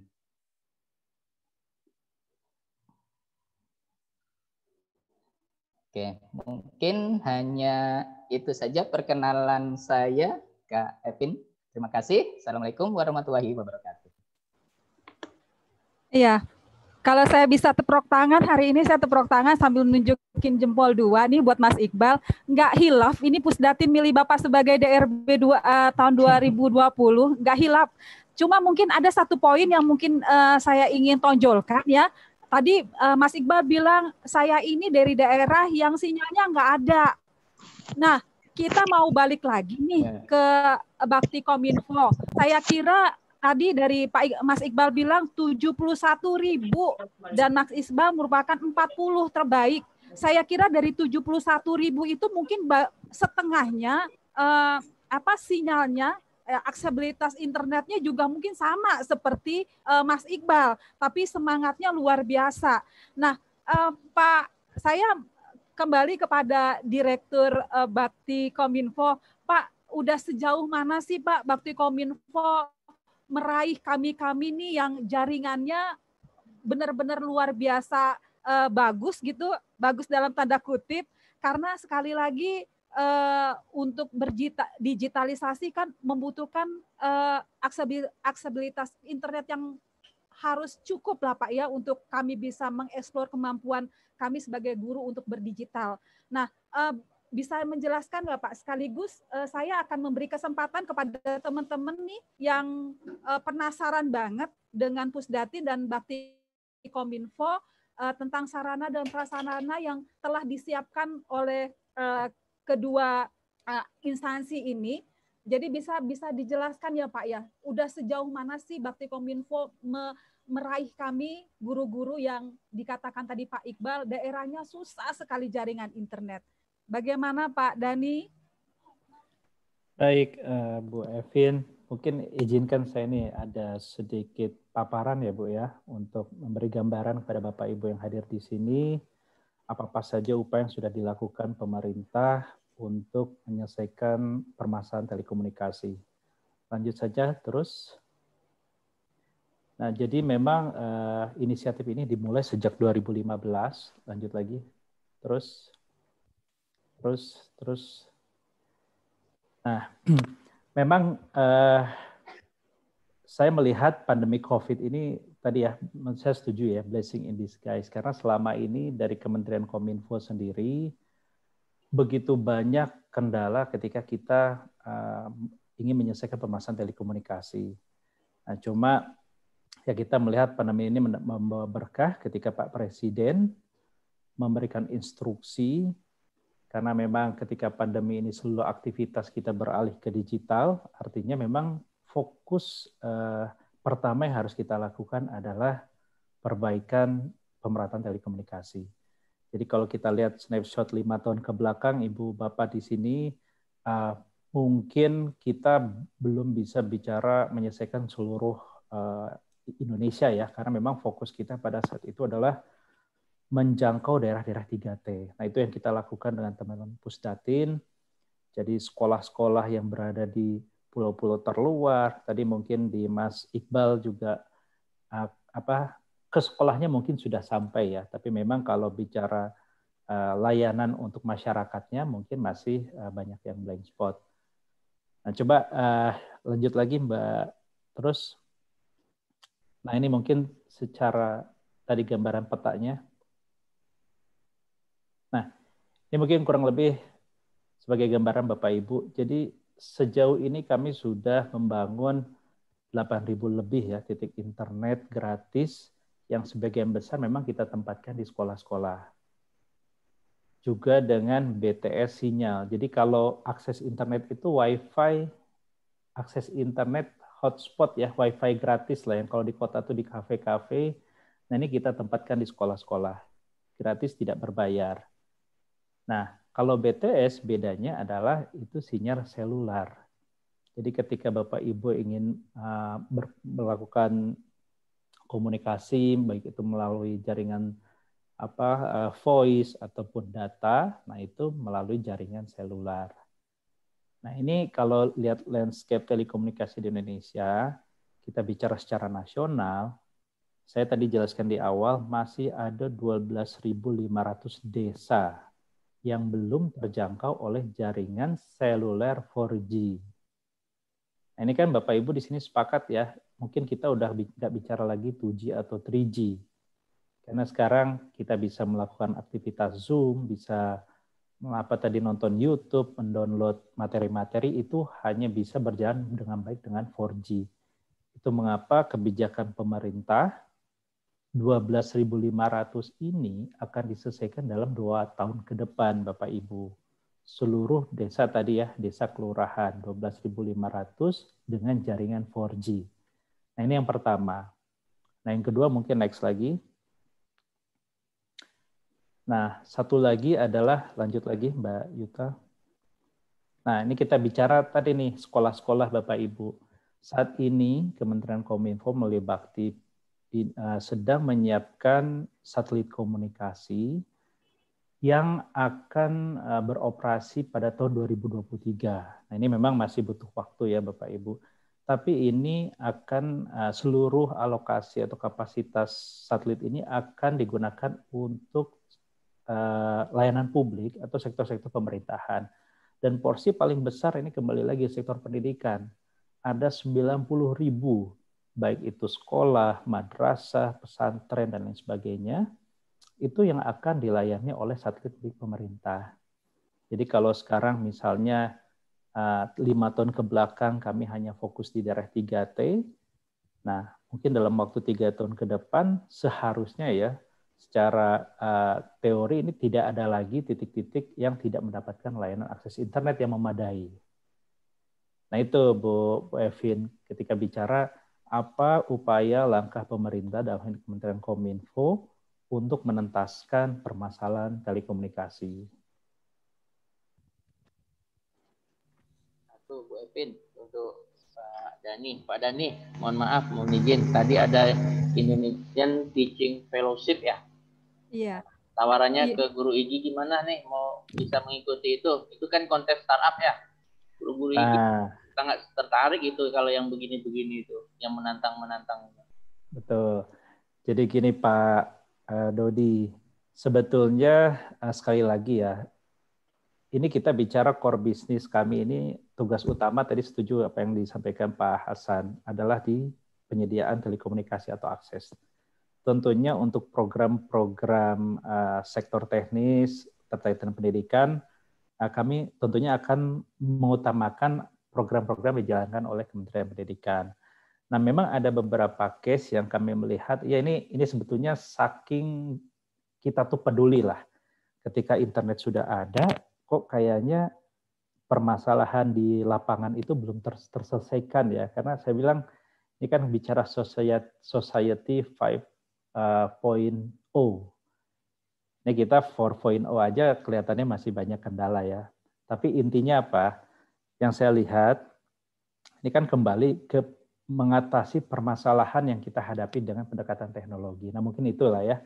Apalagi kalau bicara di sektor pendidikan, ini nggak melulu high-tech Pak. Saya setuju ini harus kombinasi high-tech dan high-touch. Kita juga nggak bisa lah,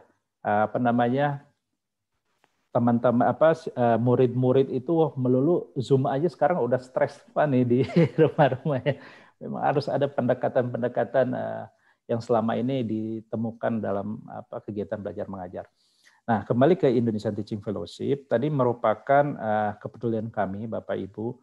Jadi kami berusaha mendesain bareng-bareng ya dengan tadi kolaborasi dengan teman-teman startup. Ini gimana sih kita bisa memberikan kontribusi khususnya di daerah-daerah layanan kita. Daerah 3T tadi yang gimana kita mau memberikan solusi inovasi kepada muridnya kalau gurunya belum paham. Sesederhana itu awalnya. Nah ini mungkin saya perlu memaparkan sedikit nih, mohon izin ya Bapak Ibu terkait dengan kegiatan Indonesia Teaching Fellowship, bisa dibantu Mbak Yuta. Nah ini, jadi pada saat itu memang dimulai dari kepedulian karena kok kayaknya kalau internet hanya dibiarkan untuk melakukan aktivitas sehari-hari sayang. Nah kita melihat ada 2 nih daerah piloting kami Bapak Ibu, di Sangihe dan di Sorong.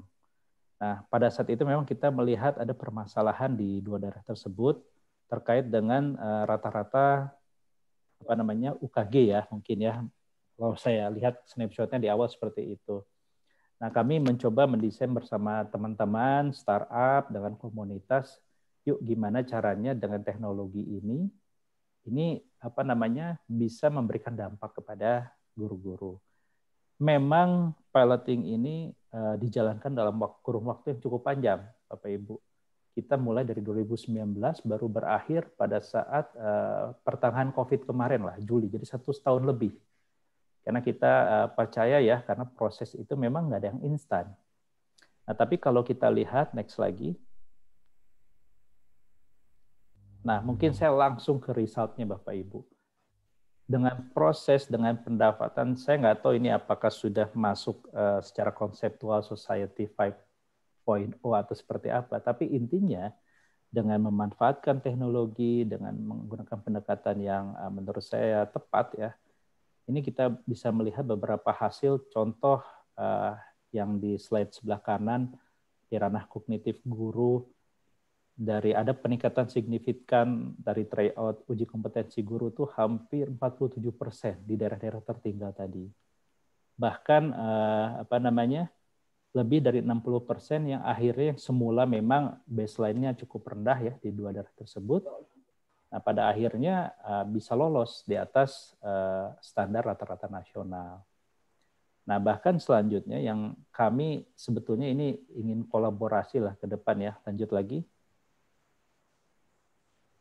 Nah, ini Bapak Ibu guru.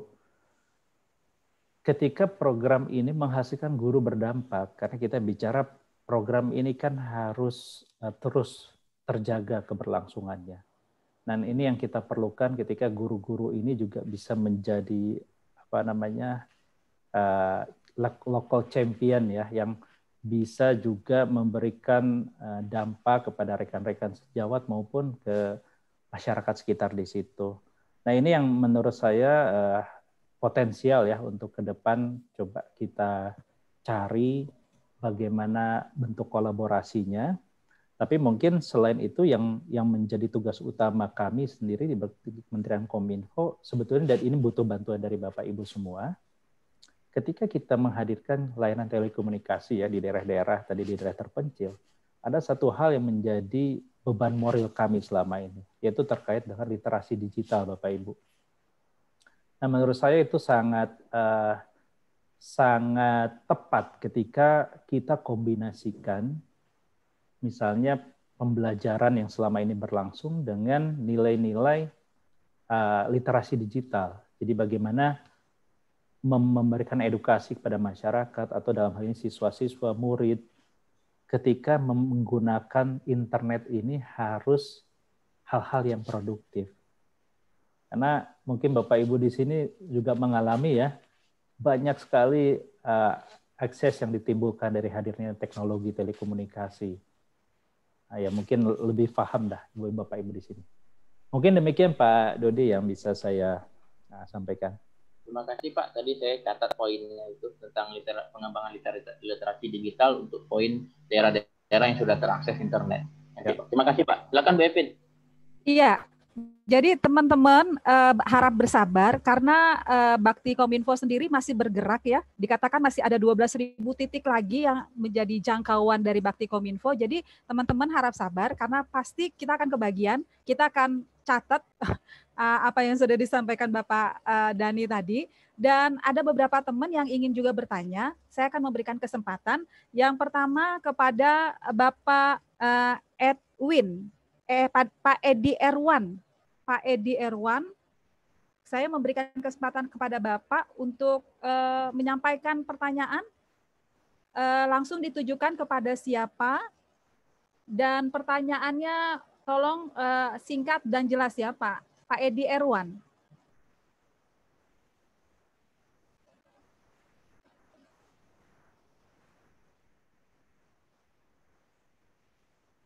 Baik. Sebelum menunggu Pak Edi Erwan, ada dari Universitas Muslim Aceh, Pak Kamarul. Pak Kamarul, sebelum menunggu Pak Edi Erwan, mungkin Pak Kamarul. Kamarul Iskandar. Oh maaf, tadi mic-nya saya kunci. Mohon maaf, saya lupa. Silakan. Ya Bu, terima kasih Bu. Saya Kamarul Iskandar dari Aceh Bu. Jadi begini Bu, ada beberapa pertanyaan yang ingin saya ajukan. Yang pertama untuk Pak Hasan dan Pak Ampuono Bu. Bisa sekaligus berdua Bu ya. Jadi begini, bagaimana seharusnya kita bisa membangun potensi untuk pendidik dan peserta didik yang potensial untuk jangka panjang, khususnya dalam menghadapi persaingan industri, terutama dalam menghadapi bonus demografi 2030 yang akan datang. Dan yang kedua, apa saja tantangan dan strategi yang harus dilakukan di era 4.0 dan menyongsong industri 5.0 nanti, serta pandemi COVID ini dalam mempersiapkan peserta didik dan pendidik yang kompeten serta potensial dalam dunia pendidikan. Itu saja pertanyaan saya, Bu. Baik, Pak Kamarul, 2 pertanyaan kepada 2 narasumber. Saya mungkin serahkan kepada Bapak dari Pusdatin lebih dahulu untuk menjawab pertanyaan Pak Kamarul dari Universitas di Aceh ya Pak ya? Benar Bu.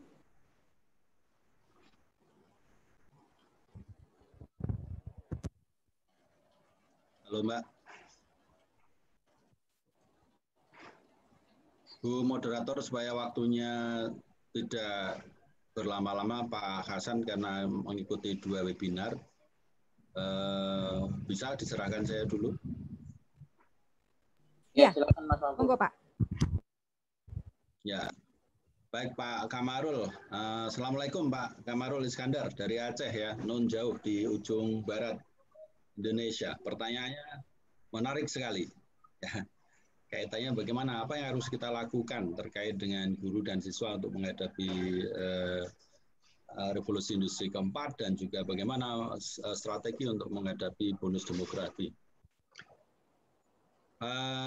Saya karena bukan dari stakeholder dari pemerintah, tapi saya dari organisasi profesi, ya, maka sisi jawaban kami adalah dari sisi organisasi profesi. Kami sejak tahun 2016 ketika menjabat sebagai sekjen, kaitannya dengan revolusi industri keempat yang pada saat itu belum terasa gaungnya ya seperti saat ini, apalagi masuk ke 5.0. Kita mengacu pada bagaimana guru itu menjadi seorang teacherpreneur. Teacherpreneur di sini adalah guru yang bisa meng-create ide-ide untuk bagaimana dia mempengaruhi lingkungannya, mempengaruhi guru yang lain agar bergerak, mendidik, mengajar, melatih guru yang lain. Kemudian juga otomatis dia memulai dari dirinya sendiri. Dia bisa create bahkan cara-cara baru dalam hal kemampuan profesional maupun pedagogik. Dia mencari cara sendiri bagaimana dia bahkan bisa create kurikulum, ya.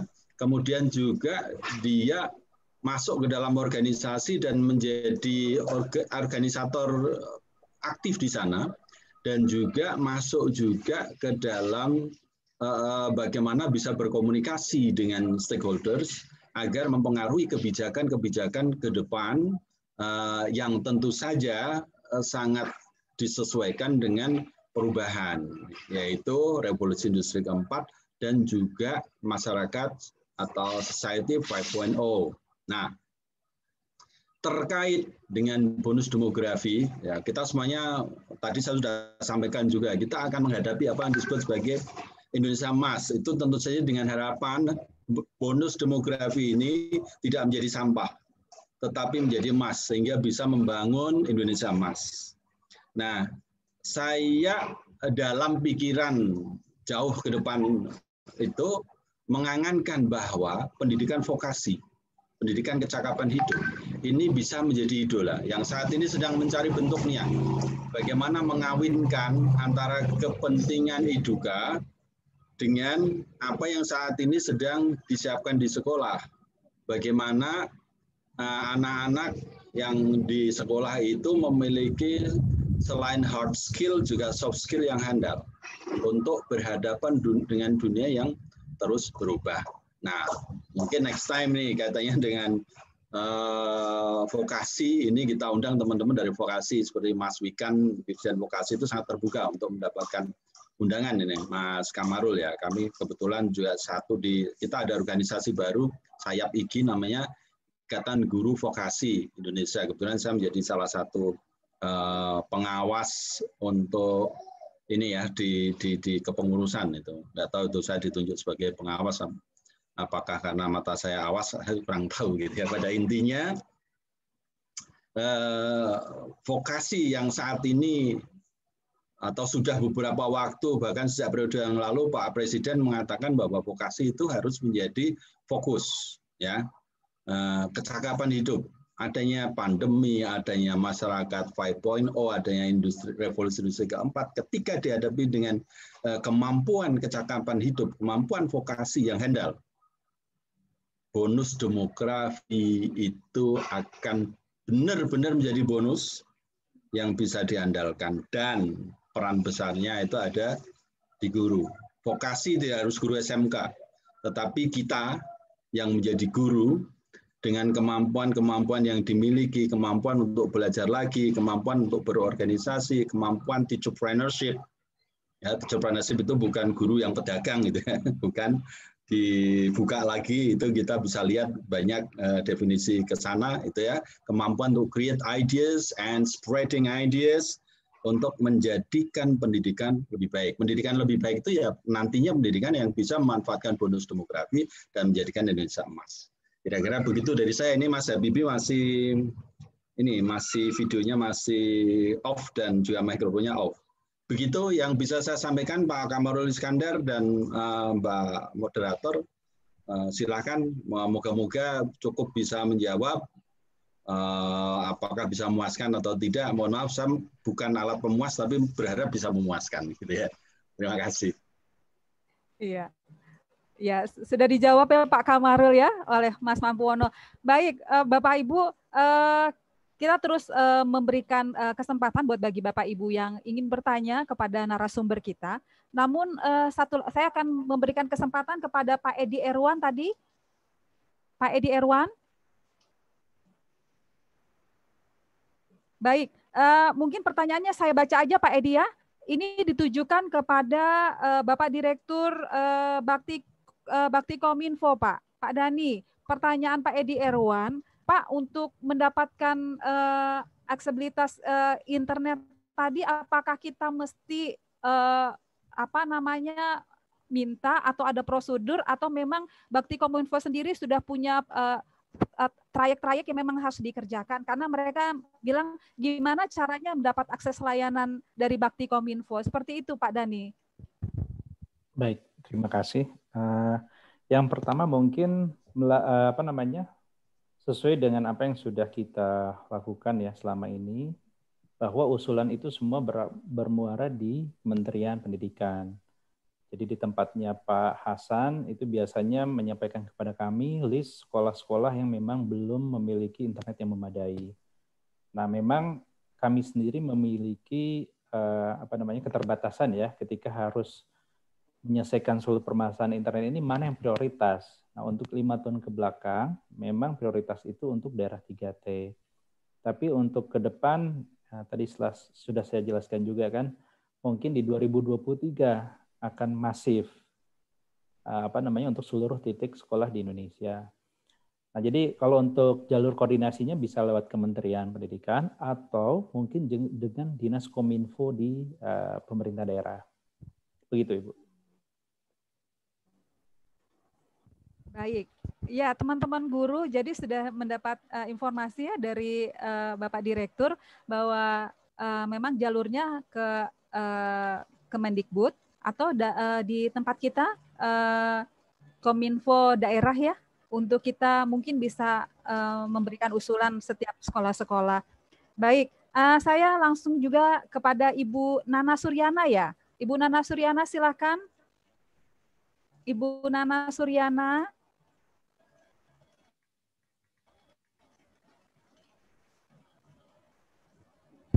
Bu Dewi dengan Bu Miss yang juga mau bertanya itu. Ya, baik. Sambil menunggu Ibu, saya memberi kesempatan kepada Ibu Dewi Anggraini Puspita. Monggo, Bu.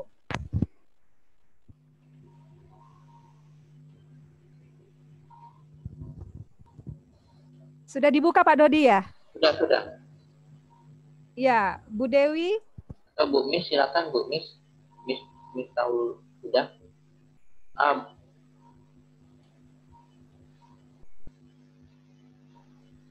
Oke, sepertinya dilanjut dulu Bu Evin. Assalamualaikum. Iya. Assalamualaikum. Selamat sore. Waalaikumsalam. Selamat sore, Bu. Monggo, Bu, silakan. Suaranya saya terdengar, Bu? Jelas. Lanjut. Iya. Bu, saya mau bertanya, kan di era 5O ini kita dituntut untuk tidak gaptek dan bisa menguasai teknologi-teknologi yang ada. Jadi tadi sudah disebutkan salah satu syarat dalam revolusi industri 5.0 ini masyarakat luas sudah tidak gagap lagi bersentuhan dengan berbagai teknologi canggih, yaitu laptop, komputer, Android, gadget. Nah, tentunya di sekolah saya dan tentunya mungkin banyak juga di kalangan guru-guru yang mungkin masih gaptek yang belum bisa untuk menggunakan laptop dan juga komputer.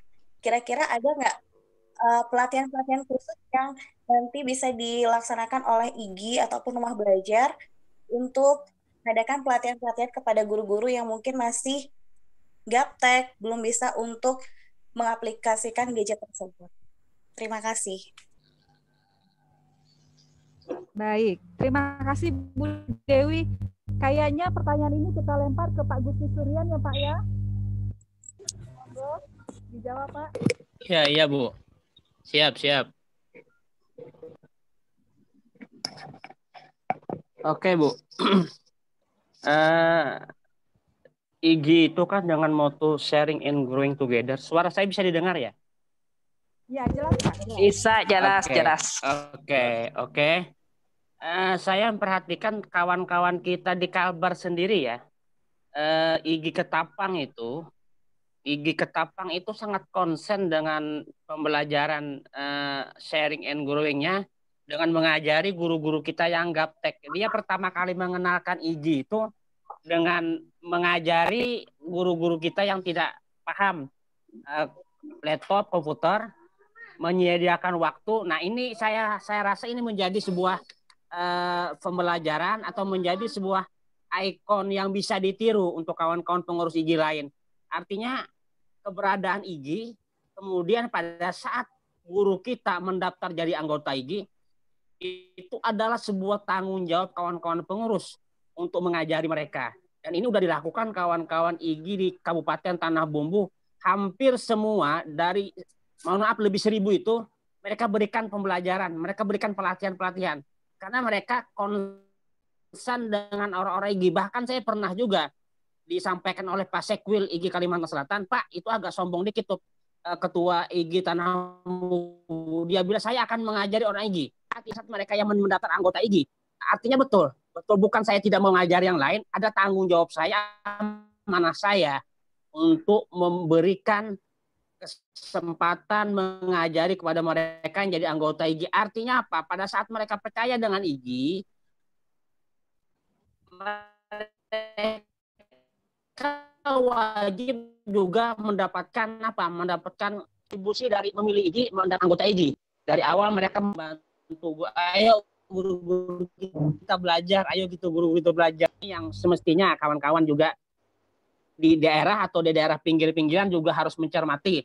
Kalau kebanyakan guru-guru kita yang bahasanya tadi kurang paham teknologi, baik komputer atau laptop, jadi kawan-kawan bisa memulainya dulu, memberikan ruang dan waktu untuk belajar, mulai dari cara membuka laptop, kemudian memperkenalkannya, dan lain sebagainya. Mungkin seperti itu Bunda. Seperti itu. Karena ini dialog, apakah saya boleh menambahkan, Ibu? Bu Dewi. Silakan Mas Mampu ingin nambahkan. Monggo Pak, silakan Pak Mampuono. Tadi yang bertanya Bu siapa ya? Ya, Ibu yang bertanya, kita sejak awal di Ikatan Guru Indonesia dengan moto sharing together, moto yang membuat saya jatuh cinta ketika saya sedang tinggi-tinggi nasionalisme di luar negeri dan ingin guru Indonesia minimal kayak saya. Kalau bisa lebih, saya akan produksi guru sebanyak semacam itu. Nah, ini IGI ini menjadi jalan untuk mencapai idealisme saya, gitu ya, dan tentu idealisme kawan-kawan yang lain. Nah, era ini era COVID, era pembelajaran jarak jauh, era di mana tadi saya sebut blessing in disguise, sepanjang ada device-nya, sepanjang ada kekuatan jaringannya untuk mengakses, kita terus lakukan pelatihan jarak jauh. Bahkan Mas Gusti ini membeli Zoom Premium sendiri untuk 500 orang, ya. Kalau saya karena saya yang latih itu biasanya harus menggunakan device, harus menggunakan laptop, saya cukup membeli yang kapasitas 100 saja.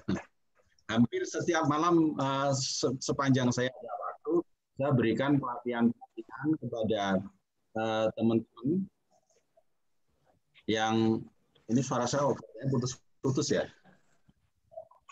Lalu suara saya bisa diterima Bu Edwin? Oke. Bisa. Jadi hari ini pun saya masih melatih PowerPoint 3 dimensi untuk teman-teman Bali, kemudian teman-teman Sulawesi Utara di Minahasa Tenggara, terus minggu lalu sudah selesai karena kita 32 JP waktu yang kita alokasikan 1 minggu dengan satu pertemuan sekitar 3 jam dan lainnya penugasan dan checking terhadap tugas baru bisa mendapatkan sertifikat. Teman-teman Malawi itu luar biasa. Bahkan mereka mengerjakan tugas sampai dini hari untuk menyelesaikan satu tugas. Sambil kita berdiskusi di grup WhatsApp, sambil mereka mendapatkan penugasan-penugasan tersebut. Dan ini saya pikir bukan hanya saya saja, teman-teman organisator IGI yang mengamalkan teacherpreneurship melakukan hal yang kurang lebih sama.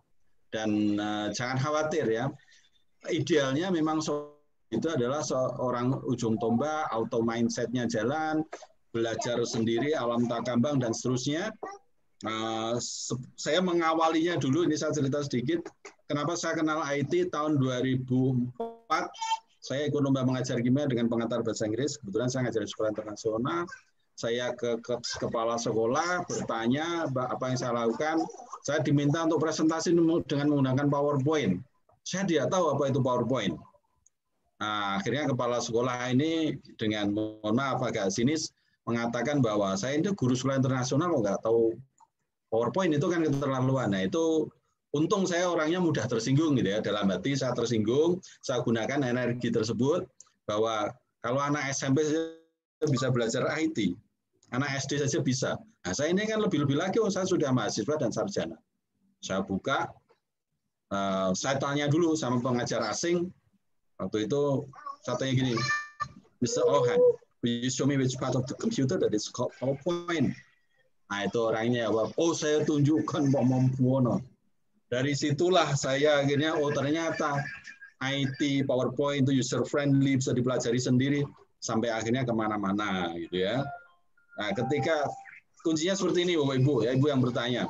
Ketika yang lain tidur, Anda melek. Anda membaca, Anda pelajari lagi, ya. Berbuat sesuatu ketika yang lain tidur untuk meningkatkan kompetensi itu akan menghasilkan hal-hal yang luar biasa yang kadang di luar dugaan Bapak Ibu sekalian. Jadi jangan menggantungkan eksternal, mulai dari internal. Gunakan mindset kita bahwa ketika kita menyuruh murid-murid kita membaca sesuai jumlah mata pelajaran, ya misalnya 15 mapel, berarti membaca 15 buku baru dalam 1 semester. Dan belajar dengan sungguh-sungguh, dengan 4 core kompetensi harus ditingkatkan, yaitu KI 1, 2, 3, 4, spiritual, social, kemudian knowledge, sama skills. Ya. Maka guru yang juga punya 4 kompetensi, yaitu social, personal, ya sosial, kepribadian, pedagogik, kemudian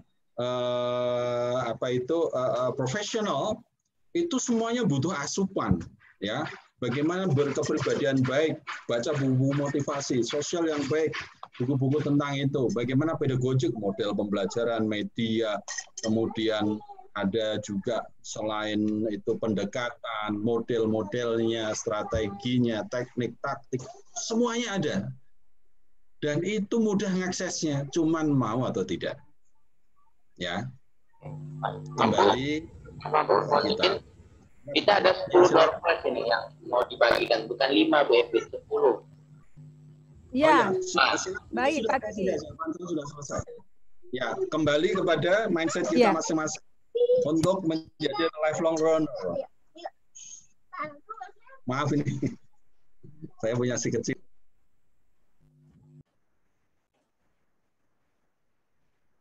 Iya, baik. Bu Dewi sudah ya, sudah dijawab oleh Pak Mampuono bahwa seperti Bakti Kominfo, IGI juga sedang terus berjalan untuk memfasilitasi kita sebagai guru-guru yang tidak lagi gaptek teknologi, tetapi kita menjadi guru-guru yang super smart untuk menghadapi society 5.0 nanti. Ya Bu Dewi ya, baik. Yang bertanya tadi. Terima kasih Pak Gus Isrian, terima kasih Pak Mampu. Ya, Bu Dewi, terima kasih yang bertanya tadi. Ya, Bu Dewi. Ya, nomor HP-nya berapa yang bertanya tadi? Nanti kita beri door prize. Ada 10 door prize yang sudah kita siapkan. Ini baru berapa ini? Nanti di grup boleh. Iya. Ya, silakan. Nanti nomor HP-nya dikirim. Nanti kita kirimkan pulsa. Baik, Pak. Ya, Bu Dewi udah terpilih salah satu. Ya, masih ditunggu lagi teman-teman yang memberikan pertanyaannya. Yang dari Aceh tadi juga. Kami memberikan kesempatan kepada Bapak Miss Tafud ya, Miss Mitafudin. Monggo Pak. Ibu moderator, mohon maaf. Saya izin live duluan, Bu. Ini ada tim saya nanti Pak Sarino dan Pak Yuta. Saya harus gabung join rapat yang lain. Terima kasih Bapak Ibu. Terima kasih banyak Pak Dani untuk kehadirannya. Kami sangat bersyukur sekali bisa berkenal dengan Bapak, juga Bakti Kominfo dan segala program-program yang luar biasa memfasilitasi kami guru. Kami berharap lain kesempatan kami punya kesempatan untuk bertemu Bapak lagi ya Pak ya. Siap Ibu, kami tunggu. Salam untuk semuanya. Terima kasih banyak kehadirannya. Terima kasih Bu. Selamat siang, salam sehat buat Bapak. Baik. Terima kasih Pak Deni. Saya bisa ngomong langsung sama Pak Deni. Aduh, sudah pergi. Ya, Ibu siapa? Pak Deni. Saya salat asar tadi, telat. Ya, silakan. Karena programnya beliau. Ibu Lia. Saya sudah merasakan saya. Iya.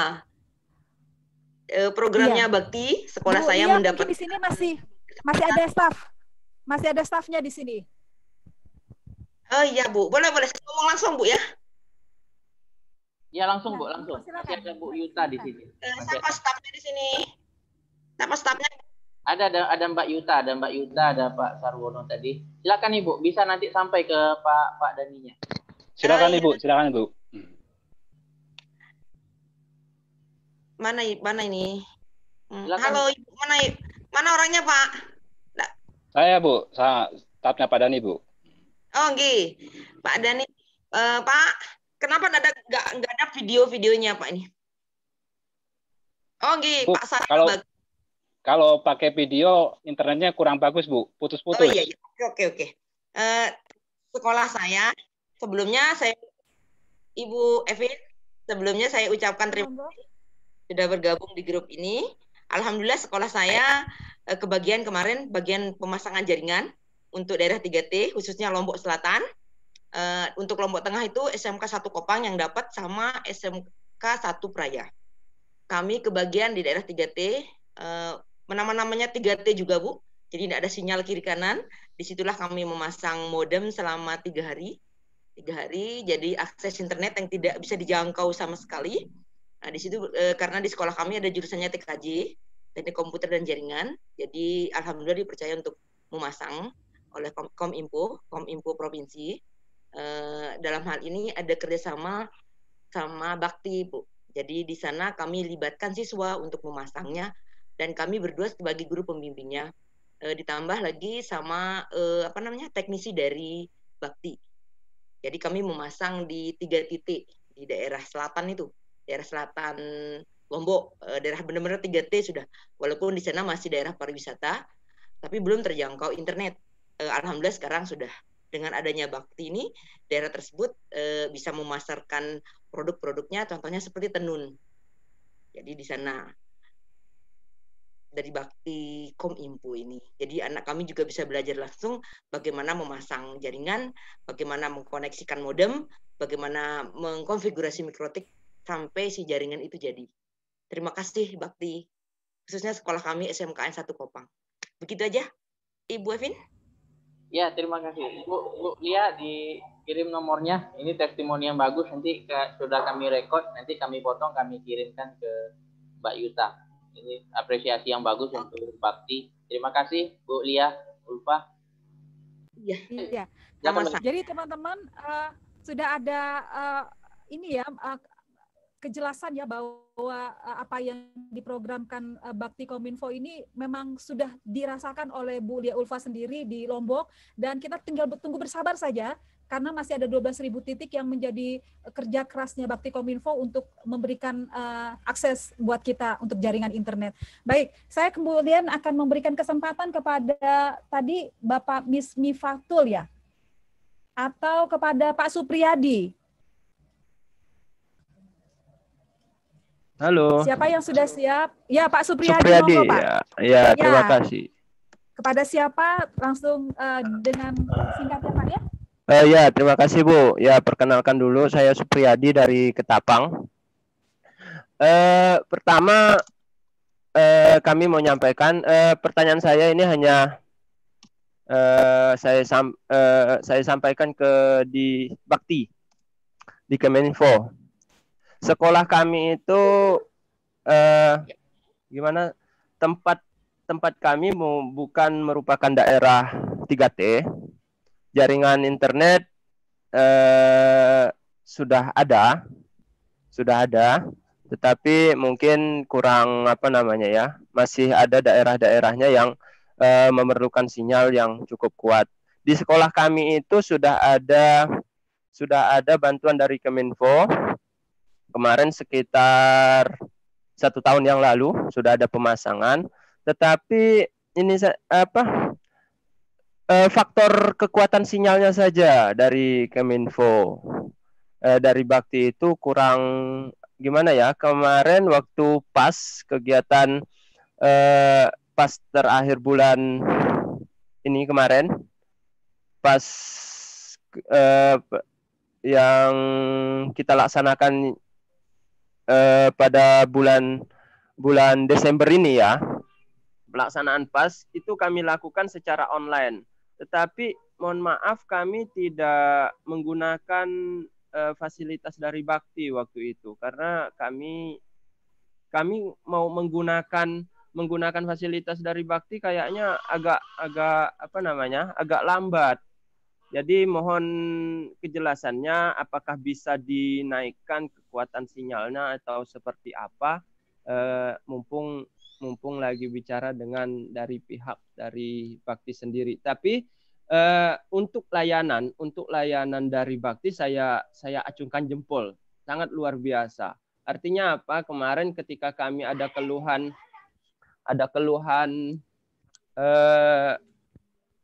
kekuatan sinyalnya itu tidak ada, itu langsung ditanggapi oleh Bakti, langsung dibimbing langsung dari Bakti untuk menyelesaikannya sehingga bisa langsung bisa terlaksana, bisa diakses kembali. Tapi yang ingin saya tanyakan hanya bisa enggak dinaikkan kecepatannya. Jadi mungkin itu aja Bu. Terima kasih. Assalamualaikum. Iya. Terima kasih Pak Supriyadi. Mungkin dari Bakti Kominfo Pak Sarino bisa menjawab pertanyaan Pak Supriyadi, apakah bisa dinaikkan Pak kecepatannya untuk akses internet di daerah mana Pak Supriyadi? Ketapang Bu, Ketapang, Ya, Kalimantan. daerah Ketapang Pak. Wah, daerah ini Ketapang itu Pak Supri. Aktifkanlah kamera itu Pak Supri. Baik, terima kasih Pak Supriyadi. Untuk kenaikan bandwidth itu sebetulnya bisa dilakukan apabila memang kebutuhannya itu tinggi. Artinya di kami memang ada suatu alat monitoring tentang pemanfaatan setiap titik-titik akses layanan yang disediakan oleh Bakti. Untuk kenaikan bandwidth ini sebetulnya kita masih berharap adanya semacam surat sebagai justifikasi untuk menaikkan bandwidth. Tapi tentunya permohonan ini akan dilihat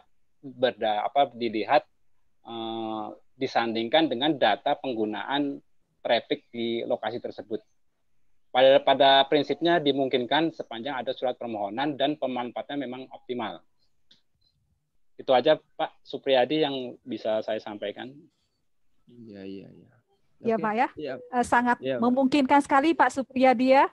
Asal Iya. mungkin ada surat permohonan kepada Bakti Kominfo. Bapak Ibu, perbincangan kita semakin hangat, namun batas waktu kita tidak lama ya. Ini bahkan sudah melewati dari jadwal schedule kita. Jadi Bapak Ibu mungkin kita sudahi dulu pertemuan kita, dan untuk beberapa pertanyaan yang belum tertampung mungkin akan bisa dijawab melalui ditanyakan melalui WA group ya, supaya nanti pertanyaan-pertanyaan Bapak bisa kami tujukan kepada narasumber yang menjadi tujuan pertanyaan Bapak Ibu semuanya.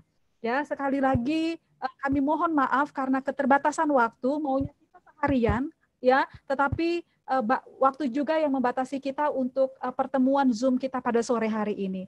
Jadi bisa langsung saya simpulkan ya Bapak Ibu untuk pertemuan kita. Pertama, saya mengucapkan terima kasih buat Bapak Ibu yang sudah terus stay tune dan yang terus bersemangat bertanya, ingin tahu banyak hal dari stakeholder kita, baik Bakti Kominfo dan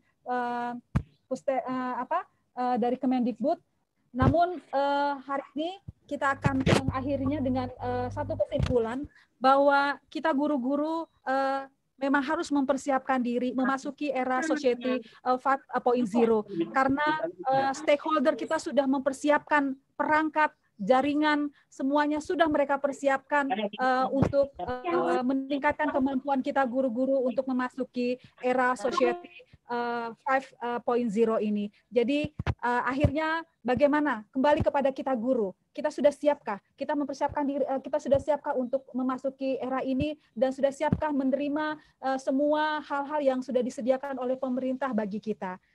Jawaban masing-masing ada pada jawabannya ada pada diri kita masing-masing. Akhir kata saya menyudahi perbincangan kita ini. Sekali lagi mohon maaf waktu yang membatasi kita untuk kita banyak berbincang tentang foto bersama, Bu.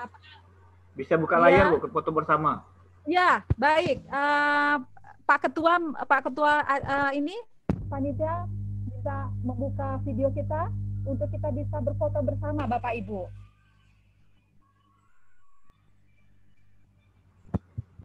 Ya, mohon kesediaan Bapak Ibu untuk membuka videonya supaya kita berfoto bersama.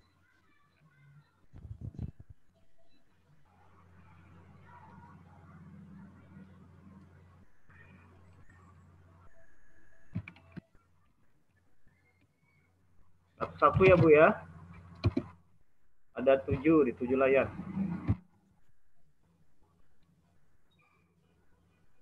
Dua. Baru 2, bentar Bu ya.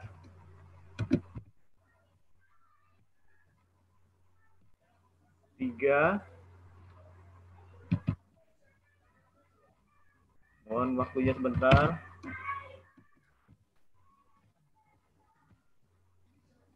4.